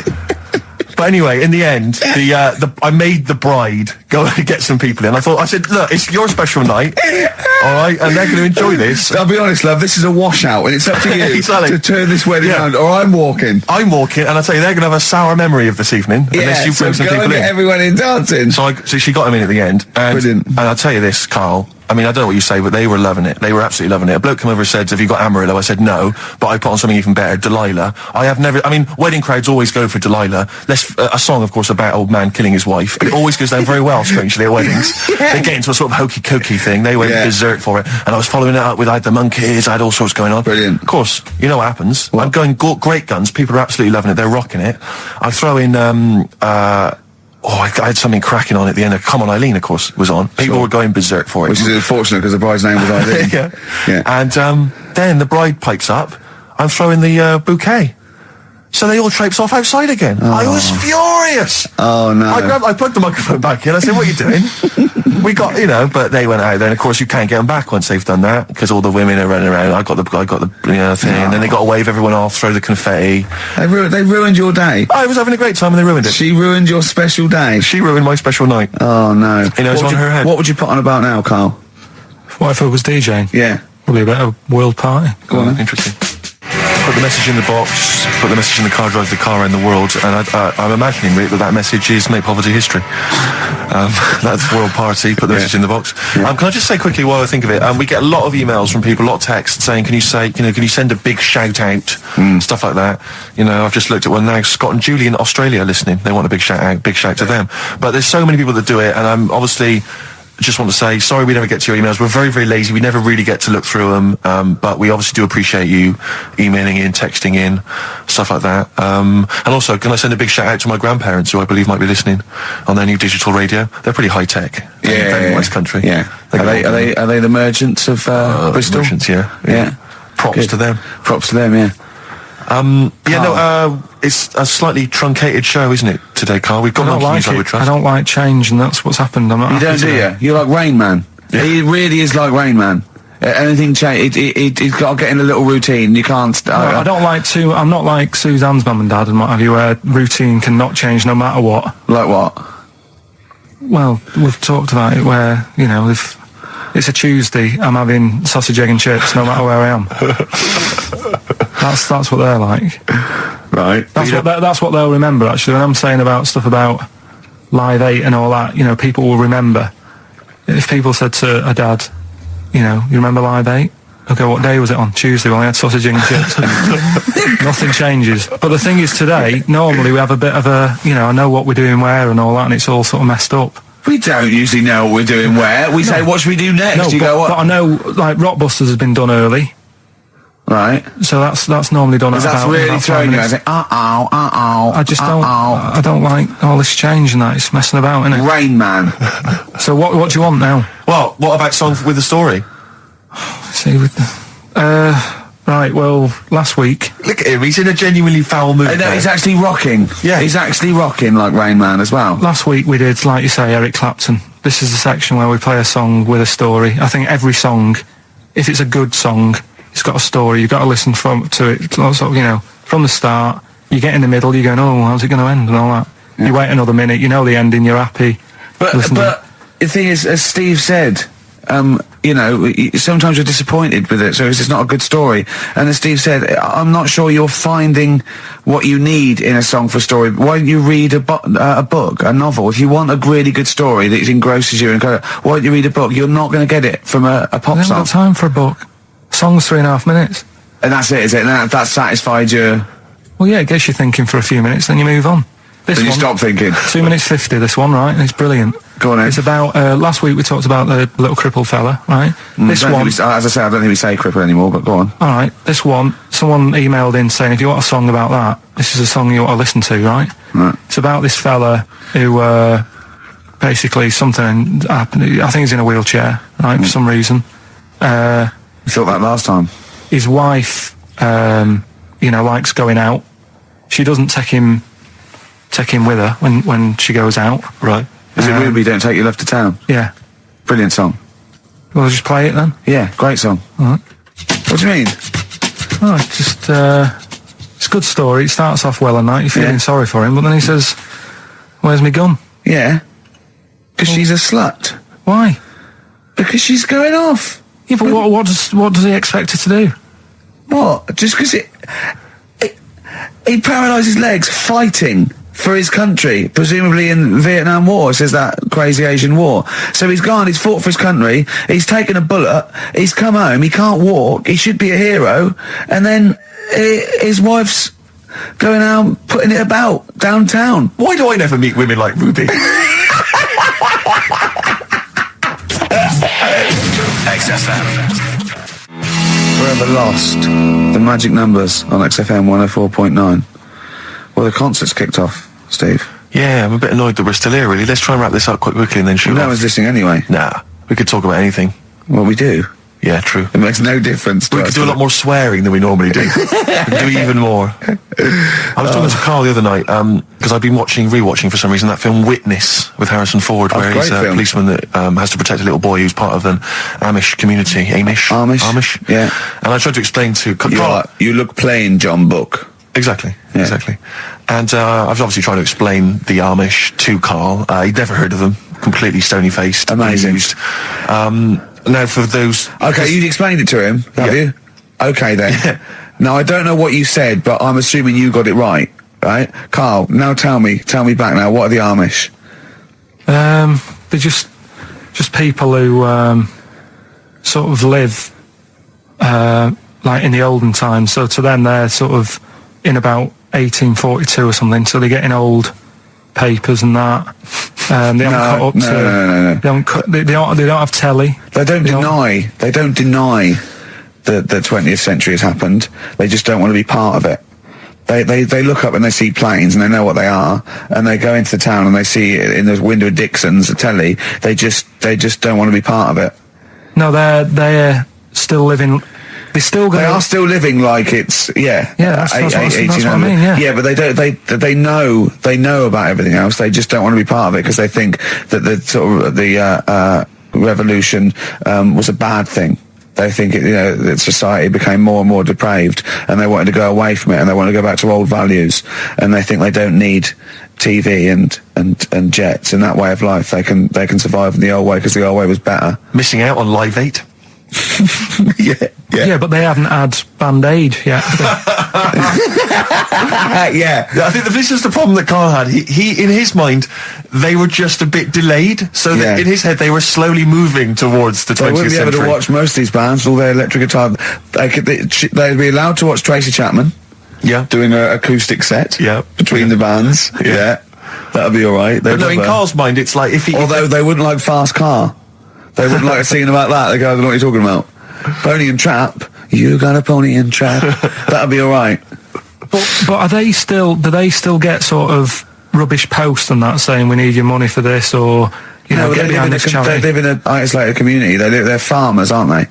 They're farmers. It's an agricultural community, and they're obviously very staunchly religious. In actual fact, it would suit you very well because you hate crowds, you hate groups of people, you don't like the modern world. You'd love it down there, wouldn't you? He wouldn't like getting up at 4 o'clock to milk a cow, though, would he? Well, no, but he'd get used to it. Go back to bed, couldn't you? It's probably out. I mean, have they got anything to do with the the Hare Krishna people? No, nothing at all. Because out of all the religions, that's, I'm not a religious person. I don't understand. You're only saying Hare Krishna because you've got the head. That's the only reason you think it'd I'm be... halfway there. Yeah. But the thing is, out of all, you just what was that? Money just fell out of my pocket where I'm nearly laying down. That's the danger of wearing sweatpants everywhere you go. I'm only ever lying down in a chair. No, I've never been a religious type. If people want to do it, I let them do it and what have you. Good of you. But out of all of them, I want one that's not going to take over your life. I don't want one where you've got to get up 3 times a day and you've got to go and pray and that, you've got to get up early. Forget that. It's getting in the way. But if it's something like, I was walking to work the other day, right, across Oxford Street, there's a little Hare Krishna fella there, and he sort of had, he had a leaflet and stuff, and he said, are you interested? And I said, what do you do? And he said, well, we're against getting stressed out and what have you. And he gave me a plum. They hand out food for some reason. But I sort of asked a few questions. Just the imagery. These 2 bald people, one of which is wearing an orange smock, holding a plum in the middle. He hands the other one a plum. It's almost like you can imagine some kind of religious painting. Exactly. Yeah. But what is their sort of main thing? Because he didn't really tell me that much. He was a Japanese bloke, so I didn't know what he was saying that much. Why? He wasn't speaking English? Not very well. He wasn't the best sales bloke to send out for them, is what I'm saying. Yeah. But what's that? Are they? You're saying they're nothing like? Well, I believe Hare Krishna is a kind of as an offshoot of a sort of Buddhist faith. It is. I think they are Buddhist, aren't they? Yeah, and obviously their kind of trademark, as it were, is that they have to say. I believe they have to say Hare Krishna, Hare Krishna in a certain rhythm, in a certain order, a certain amount of times per day. That's why you see them walking down the street saying Hare Krishna, Hare Krishna, because it's actually a sort of religious chant which they're obliged to do. So you see, even if you go into the Hare Krishna faith, you may find yourself, in Tesco or whatever, forced to say Hare Krishna, Hare Krishna. Perhaps out loud, not just thinking it. Yeah, no, out loud. You can put it on an iPod and you can put that on an iPod. No, it doesn't count. No, I think you have to actually say it. So I guess that kind of eats into your social life a little bit. And there's the wearing orange as well. Particularly frustrating, I imagine, if you're in a cinema or a library. A little bit awkward there, midway through. Or Star you Wars, live next door to a bloke called Hare Krishna, yeah, who constantly thinks you're calling him. Yeah, that probably. Yeah, so that's in this. I mean, I don't think we've quite done the Hare Krishna faith its full service there, but so interesting to you. I mean, you got handed a plum. You've been treated well by them. Yeah, well, but he couldn't tell. I just wanted to know how much time it would take up. What are the benefits? What can you do? What can I think the benefits are they probably don't get stressed out. They've probably got that sort of that zen, that chi-ness about them, where they try and interact and quite meditative. Yeah. I've got some nice trainers as well, don't they, with their orange. What are you looking for then in a faith, Karl? You say what are the benefits? I mean, obviously Catholicism, you get the communion wine and bread, so... Yeah, but I can afford that. Right. Probably, just, I like the Crusaders. I was forced into joining that as a kid, because a mate sort of joined it, and he sort of said, are you joining? I sort of swore at him. I said, I'm not doing that. Right? Yeah. He said, right, if you don't come with me, I'll tell your mum that you just swore. So I was like, oh. So I went. So I went along, and I used to just go on the Friday when they played, Suburbia and stuff. And then I went on one Sunday, and it was totally different. There was no Suburbia. There was no sort of, table tennis. The thing where you hold a thing and knock things over. Skittles. There was all that on a Friday. Went on the Sunday. It was rubbish. He said, right, sit down in this room. They gave me a Bible. Thought, this looks too heavy, this is too big, I'm not interested in this book. And I never went again. I used to hide on a Sunday when they came round. And that's been the only sort of... why did it suddenly turn out to have to hide on a Sunday when they're coming round? Because they wouldn't leave. Who was it? Were they adults? It was well, he seemed like an adult to me at the time, but he was probably about 27. Well, that is an adult. Yeah, but do you know what I mean? He seemed a lot older when I was a kid. Yeah. And he came knocking and that, and he used to say to me, Mum, I'll just tell him I'm ill or something. And he used to hang around to see if I'd eventually come out to play and that. And if I did, I think they would have grabbed me and took me there. I love the idea that you want that for you, religion has to bring with it some kind of gift. It's like, you know, join our faith and you get an alarm clock radio. It's like something like I think religion does bring a gift. Usually, it's the gift of the Lord. Well, the gift of everlasting life, isn't it?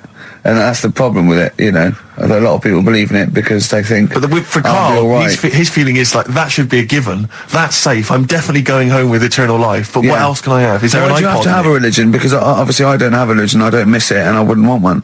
I'm an atheist, and that's out of belief. That's out of logic. And we don't get into the politics or the morality of it. Why do you feel you need a religion? Why don't you just get a hobby? Well, I didn't want one. I don't want one. I just was saying that, you know, if I was to get one, which one would I go for? Is what I'm saying. I'd I like mean? to see you perhaps as a Jew. I think Judaism would suit you well. I think What are the hours like for that? tough can be tricky. That's what I mean. I don't want anything that's, you know... And they have a day where they don't eat and stuff. I couldn't be doing that. So then they have days when they eat too much. Yeah, but what happens if I'm not that hungry that day? Like I say, I don't like change. You know what I mean? I like my Cheerios in the morning.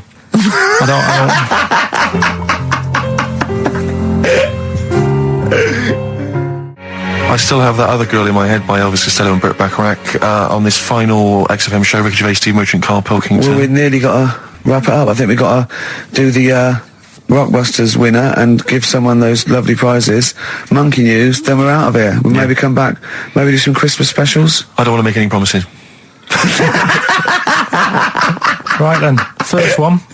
First one was Richard's kids. He cuts hair for a living. Yeah, what's that? That was, well, try and work it out. you know. There's no point. Dick's son, yeah, he was a barber. Barbara Dixon, right? Doesn't work. Dixon, well, again, Barber Dixon. Right, Her name wasn't Barbara Dixon, was it? So that's that one. Did Ronnie Corbett ever say, "Ladies and gentlemen, Miss Barbara Dixon"? Second No, one. he Second never one did, was, did he? He never did. I have a problem saying the French word for well. What's the French word for well? Bon, innit? That's good. What? No, that's good though. Bell? Well, no, what? Isn't it bien? Yeah. Yeah, all right. I have a problem saying it, so I can't say it. I can't say bien. I can't say bien. Can't say Kasabian. Right? So they managed to work that one out. Can't That's say, one of your worst. That. Can't say bien. Can't say bien. Can't say bien. It's not. No. And the last Doesn't one. work. That's terrible. 8 kebabs, 2 kebabs, plus 57 kebabs, times 27 kebabs. This fella is struggling working it out. What's the answer there? DS. Right? A Donna sum. Right? So he's struggling working it out. It's a Donna sum. Right? So they got that right as well. So What was the answer? Donna Summer. Donna Summer. Yeah, Donna Summer. So just pick So pick went out one, on a high Steve. then. Steve, just pick one. We went out on a high. That was shocking. What about let's have a look. There's Well, it's the first one to get all three. Steve, what's the first one with all three? Well, there's so many here. Yeah, but it's just the first one that came through in time-wise.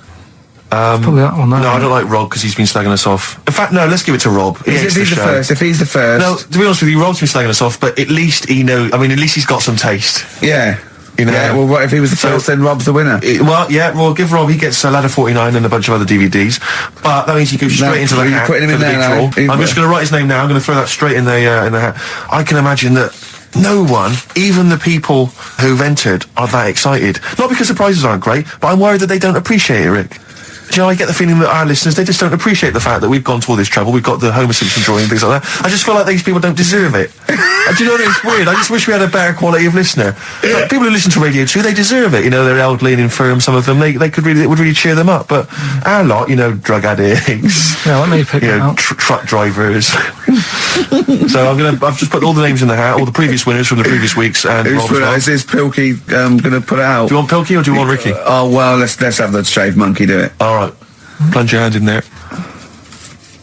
It's just that's one, isn't it? That's it. Just pull that one out. Check who it is. Right, it's Gavin Thompson in Edinburgh. Well done, Gav. Are we going to get them up there? That's not his problem. You got to post them. You got to pay them. They're amazing prizes. Yeah, but the Spinal Tap one, it's about 5 foot, isn't it? Well, they can post it. It'll cost them a few quid. It's a radio station. I think you should have to come and collect it. No, just because then it'll at least Hold on. it'll prove that Where's he's he interested. from? Edinburgh. Give it to Bob Geldof. I'll give it to Bob Geldof. He's walking up there. So He can knock it. XFM. Chewing breaks. Fishing for a dream. That's what we're fishing for, isn't it? We're fishing for a dream today. What's that mean? Poverty. I don't know what I was talking about. It doesn't matter what you're saying, Rick. No one's listening. No one's listening. Well, we've got to finish anyway. Think about the fact that think how small our percentage of listeners is anyway. Anyway, and then you two are on stage Yeah. at the moment. This is like broadcasting during Christmas dinner. This is the same. It's just On the pointless. hospital radio. Yeah. Yeah, Exactly. Where everyone's got an iPod for Christmas. Yeah. On the ward. yeah. Well, we've just got. We're going to go through now till past, and I've got to rush off. I'm afraid to Live 8. Don't apologise, mate. When people see the glam that you're bringing to that event, They don't even care about the people introducing it. Comedians going, ladies and gentlemen, just get on with it. No, I agree. No, I've got a good joint here. Two blokes will get on with it. Bring on Madonna. But we're going to give it to them. Carl, we're going to go through to the end. We've done everything we have to do. Monkey news. The final monkey news of the year, possibly. It's been a joy. I'd just like to say, on behalf of myself, Steve Merchant, and this little bald mank, it's been a pleasure. yeah, speak for yourself. Yeah. We should just point out as well, if you miss Rockbusters while we're away. Yeah, right.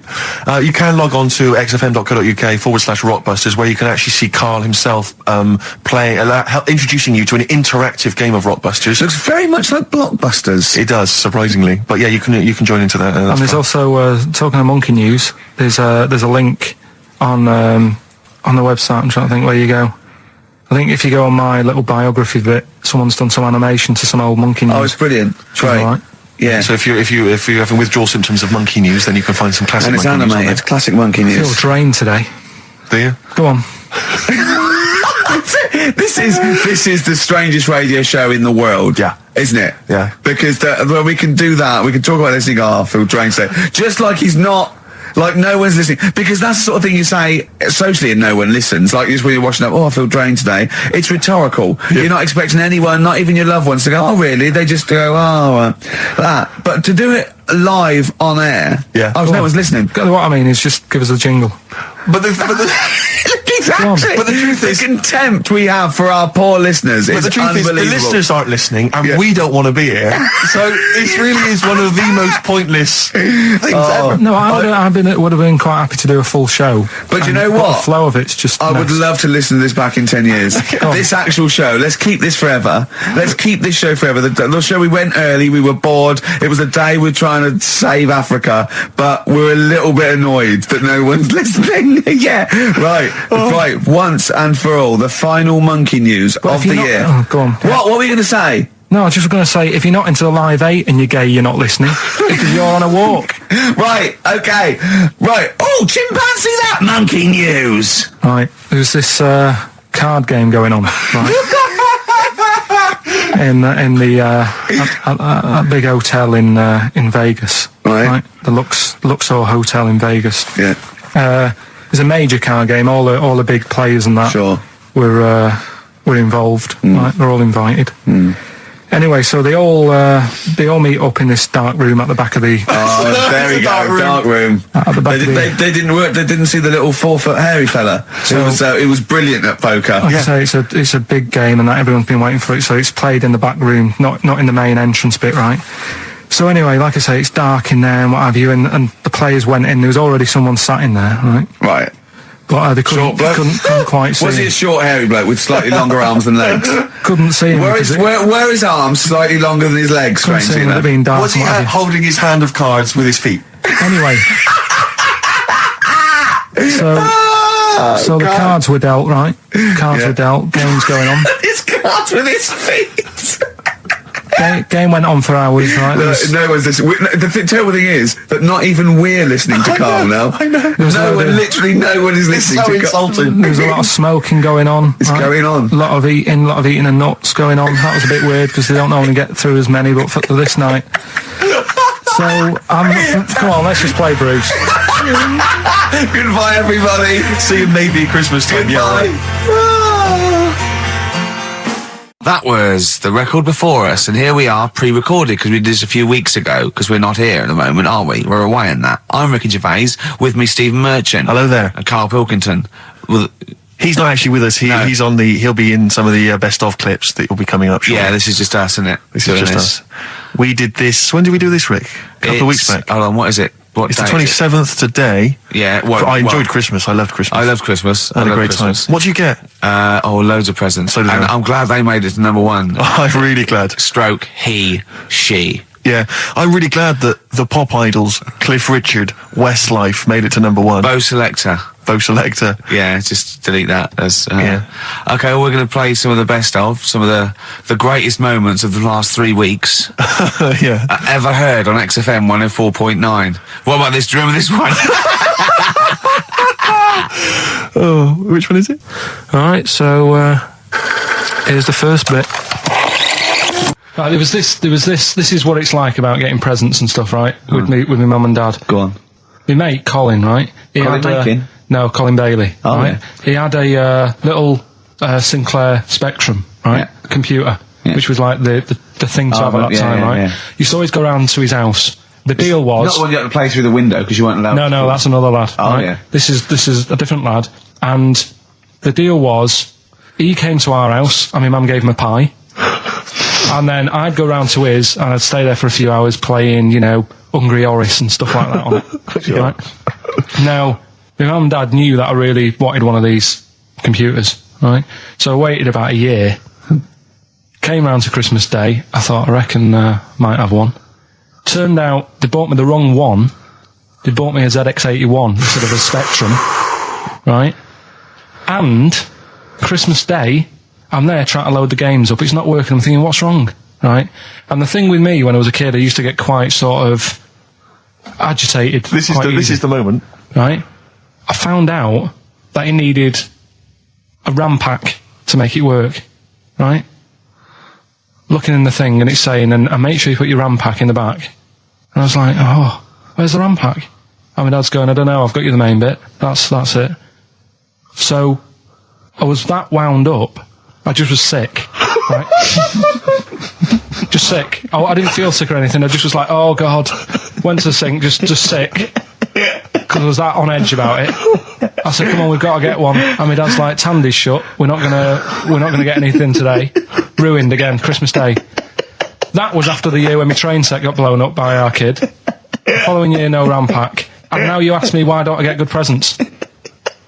He's scarred. He just I'm going to die. Honestly, I'm going to die. He's just being sick. Yeah. There's no RAM pack. What? Did you get to the bottom of it? Why wasn't there a RAM pack? You have to buy them separate. Oh, It's one of them okay. cons. What do you mean I can't play Frogger? Oh, no. So, wasn't there another incident when you threw up? Spontaneously threw up? Oh. Through sheer anxiety?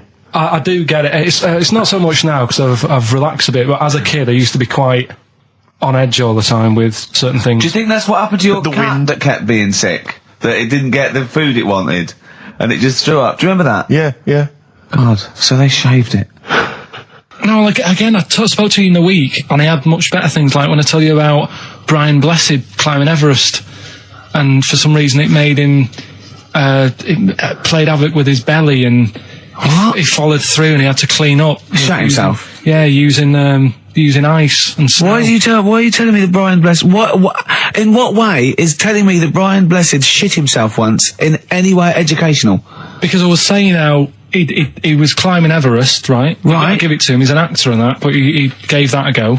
Yeah. Right? It played... What's the point of that, you'd say, wouldn't you? You'd say, God, he's Oh, so he's alright. Me doing a boxing match for no reason is rubbish, but him climbing Everest and shitting himself Yeah, he did that. is commendable. Right, and he's only going to, go and do it again. He's going to climb it again. Yeah, but he might not shit himself this time. Yeah, what's the point in going? Nothing's changed up there. Yeah, good point. Yeah, Should have been. Well, it has. They've probably cleared it up by now.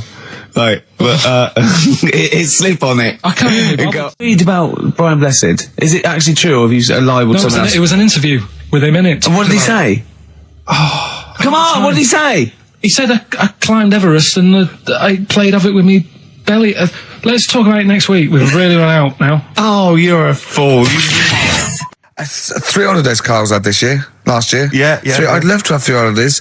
You've got to start putting the work in I there. had 2 holidays, though. No, you had 3 holidays. You went away with Suzanne and her parents. Yeah, well, that doesn't count. It does count. If you book 2 weeks off the firm and you go away and you go, how was your holiday? Go, well, it didn't really count. It wasn't a really good holiday. Can I have them days back, please? My New Year's resolution is to be nicer to you, but Well talk done, sense. you've already broken that. No, but talk sense.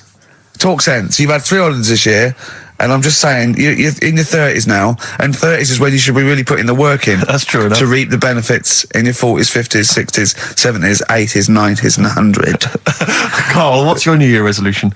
What about think before you speak? It's worth. I mean, See, I'm allowed to laugh. I'm allowed to laugh at things other people say, Carl. That one, that is a good suggestion. How was your holiday, Carl? It was all right. Right, brilliant. But that I don't see on the ratio of good to bad in Carl's mind. That might be amazing because we never It might be hear him amazing, singing the mightn't praises it? of anything. I'll tell you what. Can we have a cracking little tune and then come back and hear about Carl's holiday? I'd love to do that, Let's really. keep it tight. Love to Tear Us Apart by Joy Division. Now I can't put my finger on it, but that doesn't sound like the original, and it's off a compilation. It sounded a bit fast. I think the vocal was slightly different. If anyone can, put me out of misery, I think it might be in a session of the time or something. Carl, here's a little New Year resolution for you. Another one. Maybe when we ask you to get a song, get the original single version. I could be and wrong, not some but- obscure but- session. Yeah, it does seem different, doesn't it? Very odd. Yeah. Yeah. Maybe we just remember it wrongly. But anyway, that's XFM for you. 104.9, I'm Ricky Gervais with me, Steve Merchant. Karl Pilkington. Carl, you went to Lanzarote. Yeah. People said don't go to Lanzarote. They told you it was Lanzarote. They told you, were they right or We wrong? were right, yeah. Really? Yeah, it's a bit ropey, yeah. Is it why? Just, out there. If it wasn't for the volcano they had, it'd been knackered. That's their big draw, is it? That's it, basically. That's all they've got going for them. When you landed, was it really hot? Were you quite excited? You were thinking this is It was okay? warm. It's, we can't complain about the weather. The weather was all right. Sure. You know what I mean? That's what I went for, but it'd be nice if there just was something else. Yeah. What did you do all day then? Did you read your ritual book? No, I didn't read that. I read that book. Do you know the book that I bought and all the chapters were messed up? Oh, yeah. I bought a better version of that, All right. and I read that, Excellent. and then, Did it make more sense in order? yeah, a lot easier to follow. Yeah. And then we went and had a look at the volcanoes and that. They've got 36 of them to look at. How many did you look at before you realised that pretty much, you've seen one volcano, you've seen them all? Probably about 6 or 7. Really? And then when you got to the 8th, you thought, no, I know what this is going to be, Suzanne. This is going to be like a mountain with a hole in the top. Yeah. Really? But it happened years ago as well. It's like, just keep a couple, fill the rest in, tidy it up. Fill the rest in! Yeah, no, Well, yeah. getting some builders. No, seriously though. Okay, They're a 4 death million trap. tons of concrete, please. They're an absolute death trap. Yeah, what? Yeah. What do you mean fill them in? Do you know what a volcano is?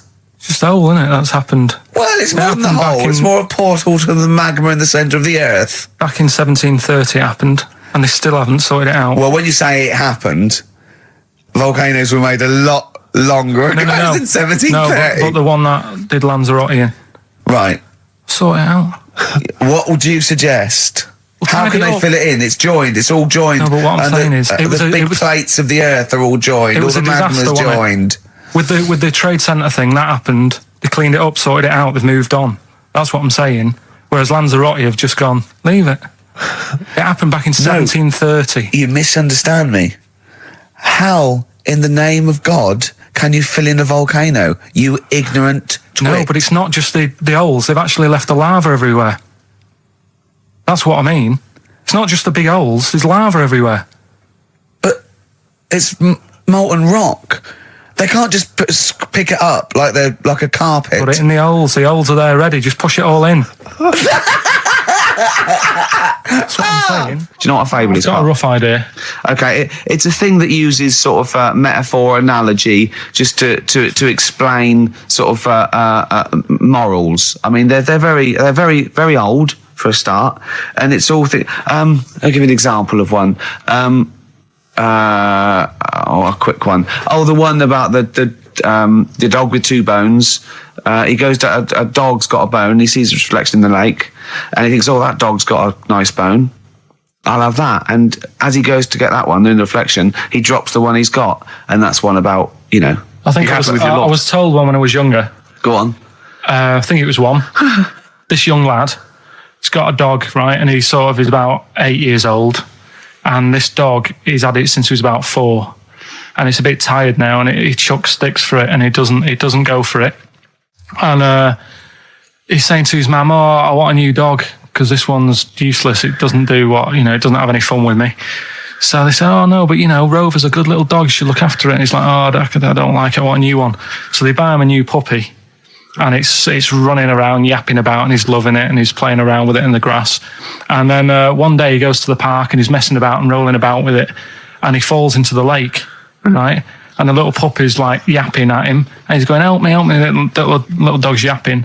And then the old dog comes and gets his collar, and it pulls him out of the lake. And he goes, "Oh, God, why did I forget about you? You're the better dog."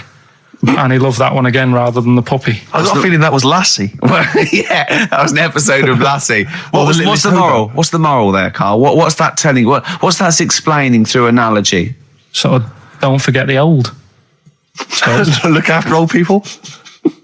I remember there was one I heard once about a young boy who got trapped in a lake inside a cage. But he loved his trainers so much. He wasn't going to get them wet. But even though he had to get out there, and even though he thought that was the important thing because it's material value, he actually drowned, and the trainers were no good to him then. That was Bowie and Waterloo Sunset. Love that. Love the original. Love Bowie. Bowie was my gig of the year.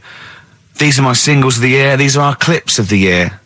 I'm Ricky Gervais with me, Stephen Merchant. We're just picking some lovely little bits and pieces. Do you remember when we talked about this?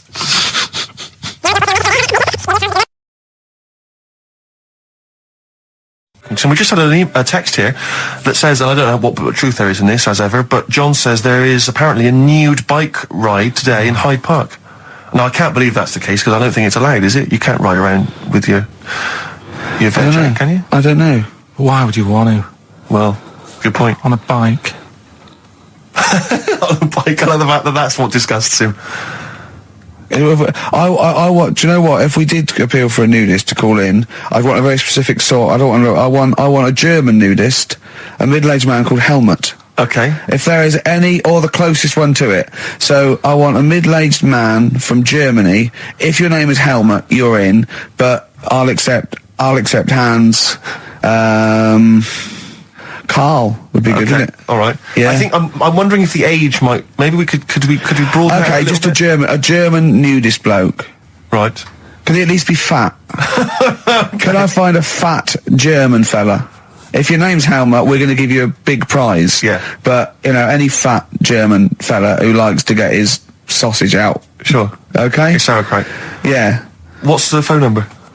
0871 222 1049. It'd be good just to get an email or a text with a contact on it, and then I can just call them up in the week. Sure. And 83936 is the text number. I don't know what our audience demographic pans out like, Rick, but I'm suspecting that's probably a fairly small fraction of our listenership. I know, but there must be someone out there. If you know a fat German who likes to get his tackle out, phones are going.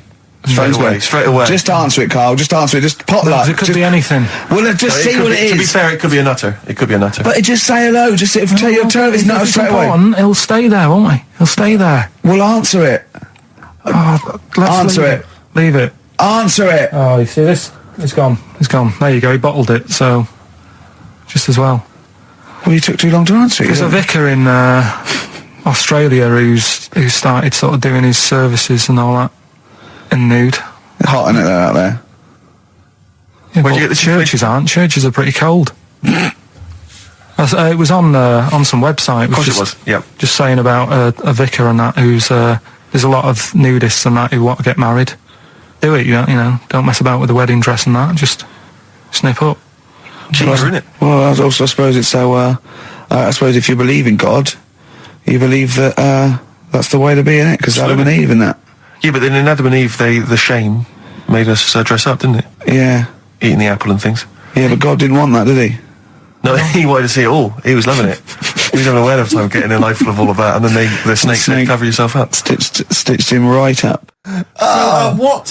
What exactly is there then? Is it just a kind of moon-like kind of surround with just kind of dust and rock? That's exactly what you see. I was there when the Mars thing went wrong. Yeah. I would have just sent a camera crew there, filmed a bit of that, right? And say, here we are. This is it. Yeah. Ignore the little coffee shop in the background. Yeah. Right? This is Mars, because that's what it's like. Just loads of dust. Yeah. Holes everywhere.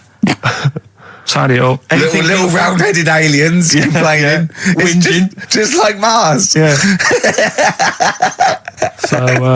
So, is there what's the best bit about the holiday? Come on, pretend you're Judith Chalmers. I have been doing. I would have done all. I would have said that. Don't bother. Right. I mean, the hotel was good. Yeah? That was all right. What was that like? It's all right. Just, clean. That's all you want, isn't it? See, that's not quite what Judith Chalmers does. She doesn't go, what's the hotel like? All right, yeah, clean, isn't it? All right. What was it like? What was it? 3-star, 4-star? Did it have a swimming pool? What was the room like? I had a swimming pool and that. Yeah. Yeah, it's good. I think it was one of the better ones on the island. Okay. Nightlife? Wasn't really. And there was a bar. There was some bands playing. Yeah. Not very good. Food got a bit boring. Yeah. It was always the same food every night, but they sort of themed it and made out as if it was different. So, like, on Mexican night, it'd be chicken with a nacho on it. Right. And Chinese night, sort of chicken with a little prawn cracker on it and stuff. Sure. But that got a bit boring. That's me just turning on my phone, because I want to read to you a text that I got from Karl. I think you sort of sum up the holiday in this text, don't you? Do you remember it? I can't remember. Let's have a look. Let's have a little look. Let's go Instantly, through what did Suzanne, your girlfriend, make of it? Similar view to you, that they should fill in the holes? Yeah, it's just that thing. You see, I went on a coach trip, right? And you go and see the volcanoes. Like I say, there's 36 of them. Yeah. Which, how many do you need? And when we're on the coach going round all these volcanoes, the fella on the front's going and look out your left window at the moment, and there's a volcano. And if you quickly look out at the right-hand side there's another one. Right. And on the left, he's just like, all right, we've seen it. Sure. Do you know what I mean? Yeah. And that trip, we'll talk about that trip in a bit. Right, this is the text I got from Karl, right? All right. Been up to a volcano. Been in some dead artist's house who built his house in the lava. They said they would show me science with volcanoes, but all they did was chuck some water in a hole and it shot up in the air. No dwarves in the canteen, no scousers here, but there is a Swede woman with a big head. She looks effing gormless with a cap on. All right? So a little reference there to... A Swede woman? What's that mean? Do you mean Swedish? Yeah. Or she looked like a vegetable? No, the Swedish woman. But they've all got sort of quite big bill, aren't they? And I sent him a text. Oh, well, it's just good to be on holiday because, I'm working. He sent back, so am I. Just been watching Sky News. There is a school for monkeys who want to get a band together. Is that monkey news for later?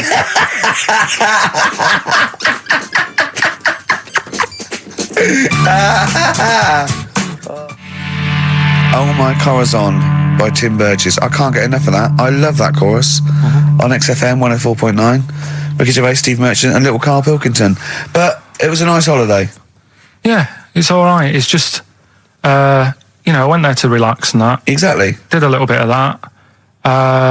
Trying to think of some new, features and stuff. Sure, always working. 3 holidays a year, Jesus. Not really 3.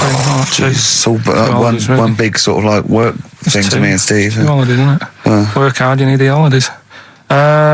So, yeah, the things that annoyed me was like, you get bored sat around the pool after a couple of days. I'd read my book. Yeah. There wasn't much going on the Not even any crabs to throw sand at, was there? No crabs or anything. They wouldn't bother with Lanzarote, right? So decided to go on a little trip. That's when I saw the volcanoes and that, 36 of them. So we go on the trip, and the thing that annoys me, it does happen every holiday that you go on. If you go on a sort of package thing, they have these trips, right? and you pay about 40 odd quid, and they give you some wine to sort of make it feel like you're getting your money's worth. But How many of these trips have you been on then? Loads. Probably about 12. More holidays than I've had. Go on. So go on. anyway, so you're on the coach, right? And they take you for the volcanoes. They took us in the middle of nowhere. Yeah. Right. There's nothing else round there. Sure. It's like I say, it's like Mars, but with holes in the ground. Yeah. Right. And they sort of drop you off, and they go, right, everybody, see you back here in an hour. There's loads of volcanoes for you to look at, and a coffee shop over there. And you know for a fact, right, you don't need an hour there. You could just say, well, just keep the engine running, because I'll have a look in this hole, we'll get back on, give us 5 minutes. Don't need an hour. Absolutely. But you know that they've got something going. It's a backhander, definitely. What, with the coffee shop? Definitely. Yeah, they go there and they get everyone to have an ice cream and a coffee, and they sit down, have a fag, talking to the bloke. Yeah, and it's like cousin. Yeah. How much was the coffee? Was it probably about €3 each euros, so I think it was $3.50. Sure. Yeah. Which is, I don't know what, that's about £2.5 quid. Yeah, they stitched you up. Go on. Talking about this the other day. What was it now? Listen, the fella. No, listen. Do you want, all right, he's got it now. Go on. This fella goes to the doctors, right? Oh, right, okay. Right, if this isn't any way apocryphal, stupid, illogical, impossible, right, you are never, ever speaking again on radio. So make sure this is at least possible. I'll tell you what, I'll even give you improbable but possible. So if anything that breaks the laws of the universe or logic, okay, that's all you have to avoid. On you go. Right, so this fella, right, he goes to the doctors because he's got earache. Right, okay, if a chimp's living in his brain... Go on. So he's got earache, he's sat in the waiting room, and his ear's all bunged up and it's hurting a lot and what have you. So the doctor comes out and he goes, right? And because his ear's all bunged up, he doesn't hear it that well, right? So he thinks it must have been me, right?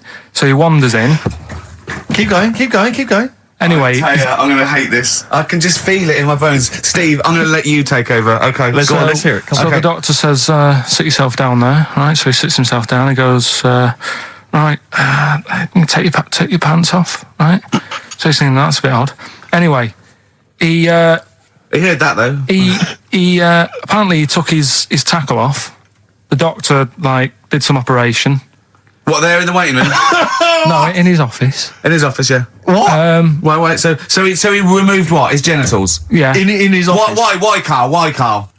Because he hadn't called him in. Oh, he'd called in the bloke who wanted his testicles taken off, and he didn't do it. What? So the doctor went out and said, Mr. Jones, who's here to whip off your cock and balls just here and now, right? Bloke comes in, didn't it? It must have been me. So the bloke who wanted his balls taken off didn't say, I think he said me. So he didn't interrupt then. So the bloke goes in, he starts taking his testicles off, and he doesn't say, I'm here for me ears. What are you doing with That is a blinding record. And before that, Rick, what do you make of those adverts? They were great, weren't they? I like them, yeah. I'm going to buy all them products on the way home. And that's endorsed by Ricky Gervais. He's won awards. Yeah. Rick, do you remember this? This was a hilarious moment. No, you'll remember this when you hear it. It was when Karl said something that was basic. Well, I think for a lot of people it sounded like a lot of old bollocks. Carl's found love on the street before, haven't you? How's it going with your bird, Karl? Are you married? No. How long have you been out with her? Going out with her? 7 years. Because, I mean, you're quite a simple man. Yeah. You're sort of a simple in a man nice way. I mean, you're like Helen from Big Brother. Yeah, you're sort of nice enough, but I look normal. Well, yeah, you sort of do. But you could be one of those that just suddenly go mental with a pen. Yeah, do you know just what I mean? stab people through the eyes. Yeah, you sort of look normal. But if I wouldn't really want to wind you up to a point of frenzy. How did you meet your girlfriend? Through work. What, through her work? What, you phoned up and said... We worked at the same place. Oh, you're right. Yeah. You're quite an enigma, aren't you? Could you give us more on that? At work. You met her at work. What, she came in selling sandwiches? She was going through the bins outside. What do you mean you met her at Why work? are you having an attack on me? You're the one who's sad and lonely. No, he's done you again. Yeah, but what I thought was interesting was I just scratched at him and he just went mental. Yeah, no, it's like a bear caught in a trap. It's funny, isn't it? You'll never learn. No, I was just interested to find out what the story was, because it might be a really romantic story. Well, it's not.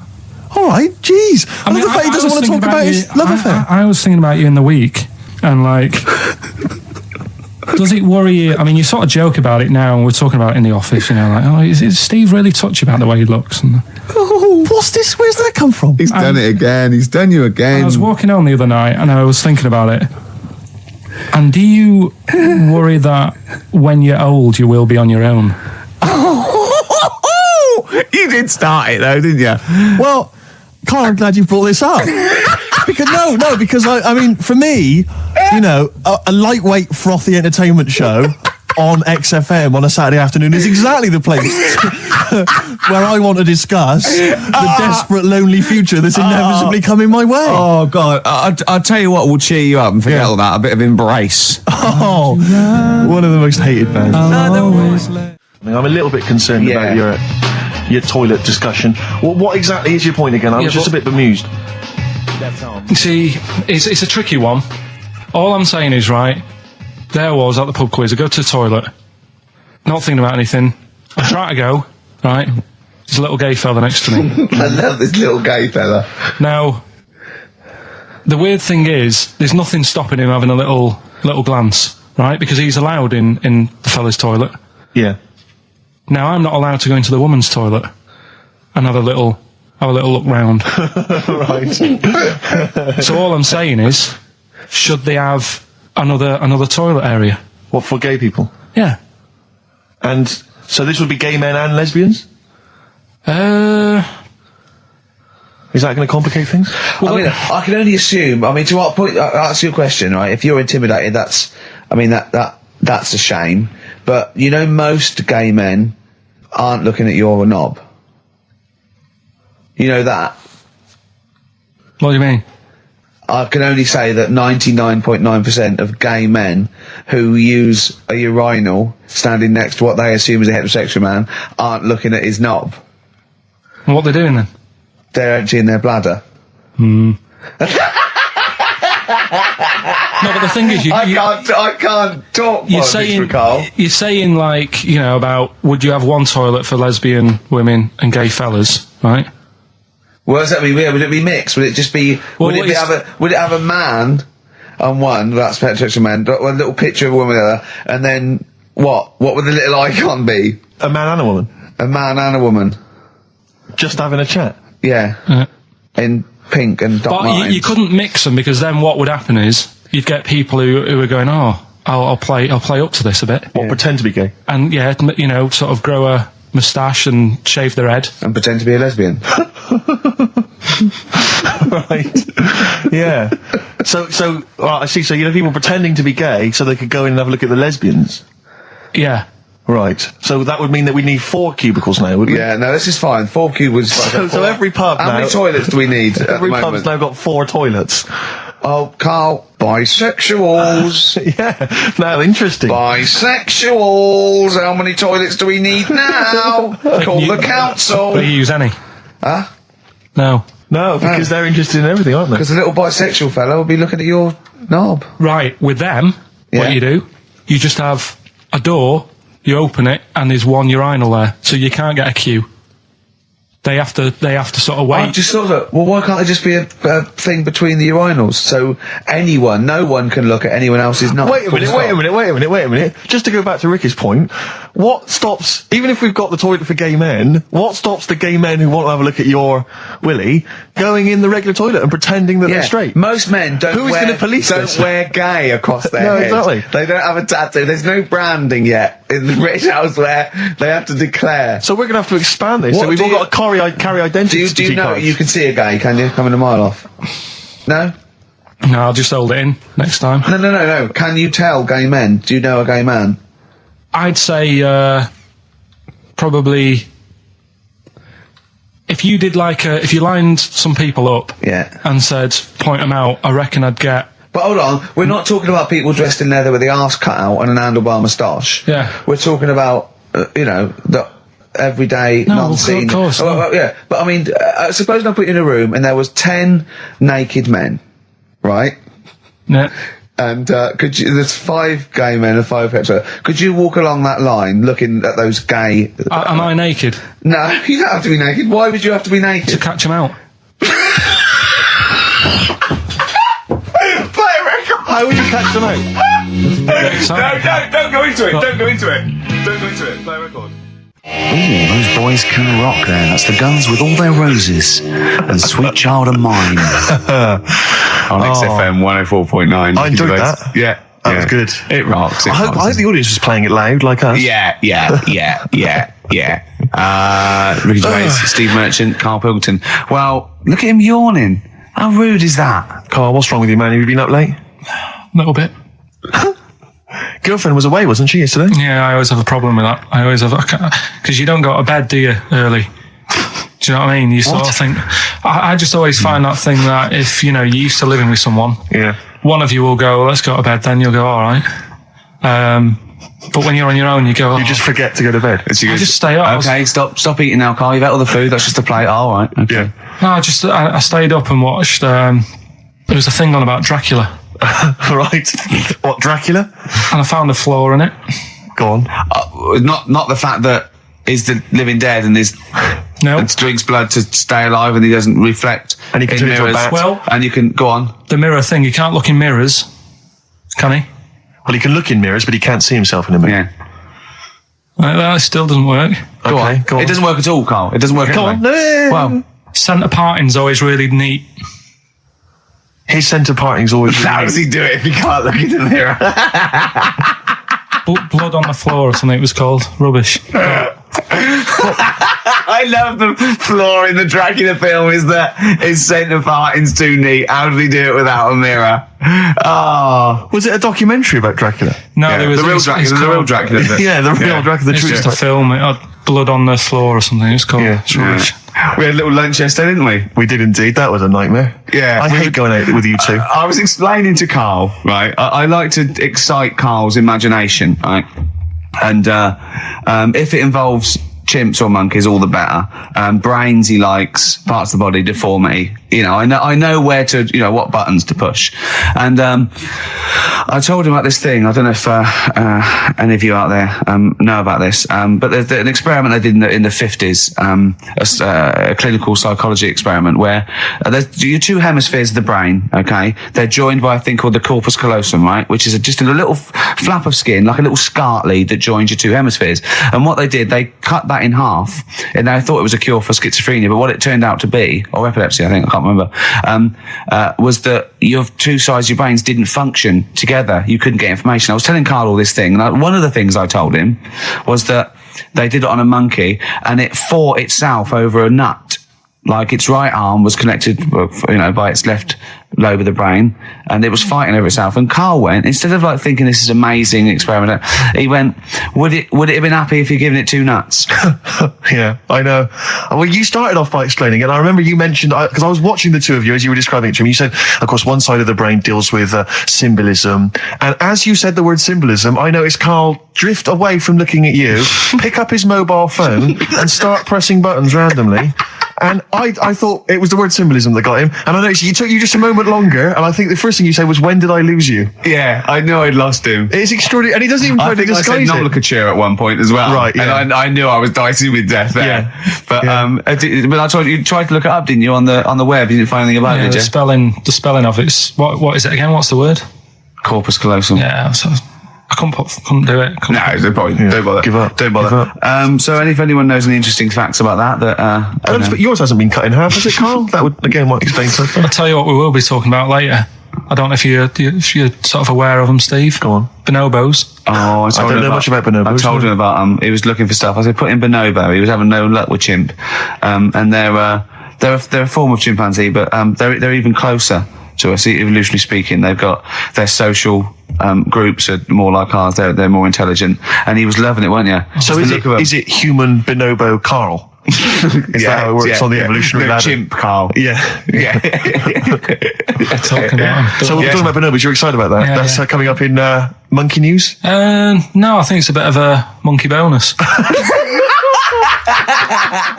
Placebo, Bitter End on XFM 104.9. This is pre-recorded. We recorded this a couple of weeks ago, before Christmas. Hope you had a great Christmas. If you didn't, not our fault, really, is it? Nothing to do with us. Wouldn't have thought we'd have. We're well over time because we've got plenty of cash now, thanks to a lot of you who probably bought the Office DVD. Yeah. Probably got And that if you in haven't stock. yet, and you've maybe got vouchers or money, still available. Still there in the shops. Still available. You can still make it the best-selling DVD of all time. Please. Please do. Yeah. Please do. I'll tell you what you want to hear, though, before you make your mind up. I'll tell you what, if you like this next clip, go and buy the Office DVD. I think you will. It's a brilliant clip. It's the one where we talk about, well, it's self-explanatory. Yeah. We went. It was a great day, wasn't it? Brilliant round of golf, absolutely brilliant. Such a beautiful place in Stoke Poges, it's like a really posh place. And are you a good golf player? Well, we'll get to that. Oh, okay. Wow, he bought the shoes especially for it. Oh, We could brilliant. hire- I'd love to have seen him in those little shoes. I know, and they were no good because they were metal spikes. We had to change them. He was annoyed straight away. He spent over £22 on these golf shoes. We hired a buggy that was brilliant fun. I was bombing along, wasn't I? I don't drive, but it was great on that buggy. Well, you've been on a buggy with me, and you were a bit Terrifying. scared. Yeah. What? I nearly killed us once. I was just taking banks and things, but you don't see sort of bunkers, and he'd scream and go, "Stop!" And he'd put his foot down the brake, and then I reversed. At one point, he sort of did a handbrake turn next to the lake, and then we had to reverse, right? And you just flick a switch and put your foot down. He did that without looking. I looked behind. There's a big oak tree there. He screams, "Watch the tree!" Right? He's so Dukes of Hazzard. I kept jumping in and leaving him behind because I had to go to my ball. Because anyway, so the first shot, I got out my driver. I honestly did one of the best shots I've ever done. It went straight down. It was great. I thought, phew, got away with that because it's always the first one because it's a clubhouse and you want to look good. Yeah. So he tees up, and I've been saying buy some balls. He just got 6 balls. I was going, what if you lose me? I won't lose 6 balls, right? He tees up, right? Whacks it. It goes miles, like right angles, straight into these the woods, right? He turns around. He goes, go and buy some more balls.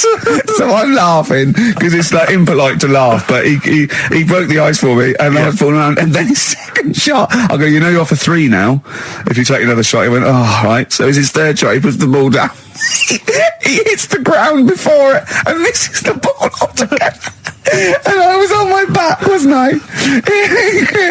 Unbelievable. Actually rolling about on his back. I was rolling about, and we were terrible. I went round 107. He went round in like 119 or something. It was just rubbish. How long did it take? 5 hours. Of course. And there was no one around, luckily.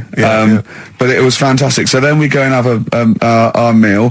What annoys me, I said, right, I'll go for a run. He went, I'll have a bath. I said, I'll see you at 7:45. At 7:55, I have to call him. He's not ready, so he's let me down there. I can't stand lateness or laziness. lateness. Yeah, and he's let me down. Do you know his excuse?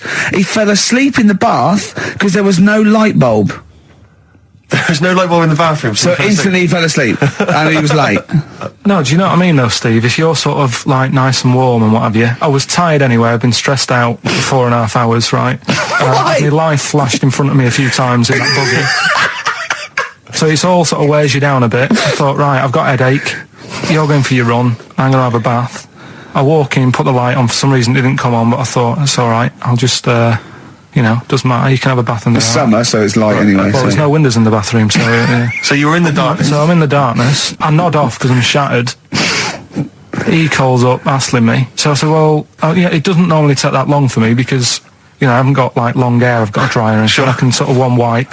Yeah. He's already 10 minutes late, though, when I called. Well, 10 minutes. 10 minutes. lateness is lateness. Next. Doesn't matter. Dinner wasn't until 7:15, so we had, like, another 20 minutes anyway. So it doesn't really matter. Yeah, but we said 7:45. So he's calling up, hurry up. So I said, yeah, all right. So I get out and try and, like, me tackle and what have you. Calls back again 30 seconds later.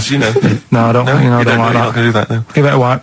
30 seconds later, come on. So I end up going downstairs to the meal area. Naked. With a wet shirt on and wet socks. I've got headache as it is. Meant to be a relaxing weekend. But anyway, so we have our meal, which is really nice. And then we're sitting in the bar. I'm having a cigar by the fire. Yeah. Like, we're having a rather nice Pinot Grigio. Yeah. He's there going, I've got headache. Is this 1955 that you live in? I know, yeah. It's so right. And we are knackered because he's not used to work. I've seen him moaning, falling asleep. He's not used to it at all. And you've been on your feet for over half an hour. Yeah, right. So we didn't even walk around the golf course. We had a buggy. Yeah. It wasn't even exercise. And now it's Carl's bit. It's the re-education of Carl. He's like Liza Doolittle. And now he's coming to, or Lawnmower Man, if you've seen that film. More like Lawnmower Man, if you've seen the film. You know what I mean. And his homework was to just study quotes, really, on happiness and stuff and general well-being. He's not a big happiness quote fan, are you, Carl? Not really. So what have you done? You've come up with something, haven't you? Right, yeah, I told you, right? Because a lot of these are just things you say every day. They're nothing special. So what I'm doing... Well, you say them every day. Well, the sort of things you come out with and you don't even think about it, do you know what I mean? Yeah. They're on the TV all the time. People on the radio are saying these sort of little quotes. Sure. And what I've done is, remember that programme on Channel 4, Faking It? Yeah. Where they got some, like, posh kid to be on the door and all that. What I've done, I've... Imagine if that was the pitch for the show. Dear Channel 4, just gonna get a posh kid on a door or something? Yeah, Yours come sincerely, in, Carl. come in. Yeah. TV producer. Yeah, go on. So what I've done, this little book of quotes, happiness quotes. I've picked two that are real, Okay. and I've made one up, right? And we've got a guess. And you got to guess. Okay, then, go on. Well, I'll tell you what, Rick, why don't we, when we've heard them, we won't confer. No. You'll write down yours, Yeah. A, B or C, and I'll write down mine and we'll see how it Okay, works. Carl, off you go. Right, and just because I'm looking at this book, it doesn't mean I'm actually reading. No, I know. Don't worry, I know. we're clever. No, we know, we can't see yet. Like, call my bluff. Yeah, go on then. Nothing is worth more than this day. Okay. Yeah, Yeah? All right. yeah. The way I see it,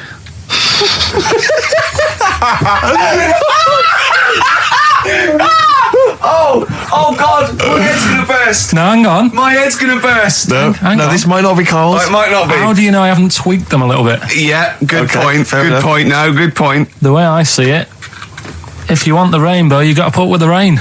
Yeah, okay. All right. All right, yeah. Okay. Hang on. It's not here. Come on. Cat food.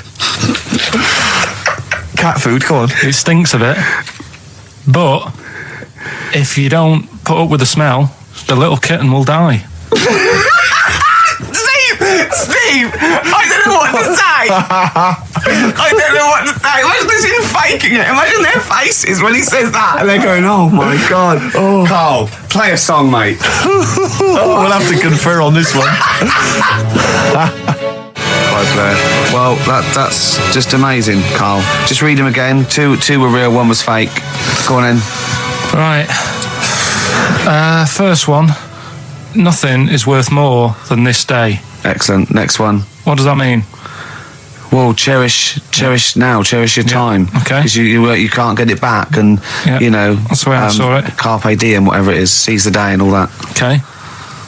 If you want the rainbow, you've got to put up with the rain. Yeah, of course. Yeah, rough with the smooth. You know, it's not all plain sailing, but you know, rainbow's beautiful, but it comes because of the rain, which you might not like. So Yeah. make the most of everything, and Yeah. good. Cat food doesn't smell good, but if you don't put up with it, then the little kitten will die. Right, no, Carl, that is a good effort. Now that one's yours. I mean, obviously, right? Right. No, but it's a good effort, right? I mean, it slipped seamlessly into the others. Yeah. Don't think it didn't. No, but it's good. I mean, we knew it was that one. But what I will say is, it's good. But what you don't know, maybe subconsciously, is, I mean, it's very similar to the putting up with the rain and the rainbow. But that's good. Why do you think that? Well, What does mine mean? well, even though it smells bad, it's good for something. Right. So See, that's I didn't look at it like that. What did you look at? I kind of thought. Was yours more specifically about cat food, generally? Because normally it's an analogy. Yeah, or a metaphor for something, you know, much bigger. Well, no. The way I mean, looked at it- Dolly Parton, who I think did the rainbow rain thing, she wasn't specifically concerned about weather conditions. No. It was a sort of general idea. It's all about life. Yeah. Well, Existence. that's what I've done. Go on, I've used an everyday thing Yeah. and put it with today's problems, right? Go on. So, like, my girlfriend, yeah, she might like to go shopping for clothes. I hate it, Right. but because I love her, I put up with it. Ah, that's nice. Yeah? Yeah. So, you love that little kitten. You can't stand the smell of the stuff you got to feed it. But because you love it, you go, well, you know, I'll put up with this just for a few minutes and then I can, like, squeeze its head later and give it a little... Sorry! Squeeze its little head. Yeah. Yeah, well, that's just the thing that I do with cats. Put it in a bag and drown it in a lake. I can feed it and then I can throw it against the wall. Exactly. So you didn't see it like that, did you? No, that's very good. So it's about love, is it? It's about putting up with the bad things Yeah. for something you love. Yeah. Well, that's nice. But that's very Carl, good. you seem now to be convinced and rather smug that you've tricked us and that you've fooled us and that we didn't understand it. Well, I say that's your fault, not ours. No, it's not, though. I mean, look, that man in Forrest Gump, he was a bit of a nutter. And he came up with the life as a box of chocolates thing. Yeah. Now, if that was in this book, you say, oh, yeah, brilliant, you know, good bit of work. But if he was sat here doing the show with you, Yeah. you'd be taking the mickey out of him. Sometimes I feel he is. No, but Carl, I could. In fact, if people are out there, we're too lazy. Could you write down everything Carl's ever said? Because I think we could publish that. Yeah. He said one today. He saw my salamander. It's not a euphemism. He saw my salamander, and it's just sitting there in the tank. Your exotic pet. Yeah, and he's worried about there not being a lid on. And he said, I went, what are we worried about? He said, wow. He said it sits there for 24 hours a day, obviously planning to get out. Well, it's got nothing else on its mind. And it's, the daft thing is, he has actually got the lid ripped up a little bit. And he'll be looking up there, and it's going to get out. But what's the worst that could happen? What's it thinking? What do you think it's thinking, this salamander? It's got its eye on the DVD player. I can have Ian be down the market. Right. Okay. Right. The results of We Rockbusters. ain't got a winner for the first time. Yes, we have. We've We've got done this loads. feature for... We've got loads of winners. No, we haven't. We've done this feature for 3 weeks. This is the first time I've managed to sort of... What? Well, let's go through them then. What have they got wrong? The first one. The first one. What was the first one? first Yeah, the first one. Well, hang on. Let's do them in reverse order first. So what's the last one? The last one, the clue was that bloke does sport on the telly and he's got a little kid. What's that? That's Destiny's Child.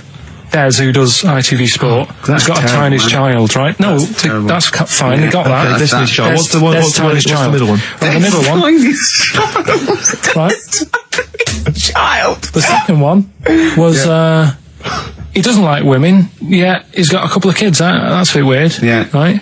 That was PD. That was Puff Daddy. That is offensive. Go on. But it's not Puff Daddy. It's Puff Daddy. And he's not even called that anymore. He's called P. Diddy. Well, Okay, fair enough. but they got that one. Yeah.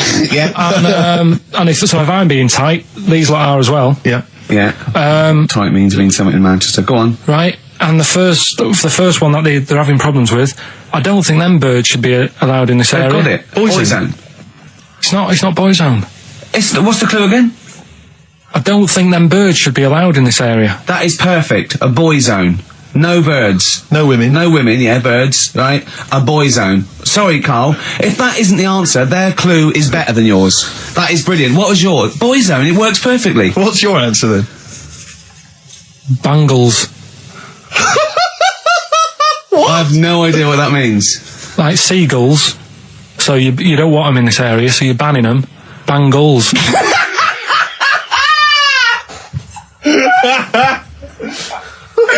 Oh! Well, give it to boy zone, because boy zone's better.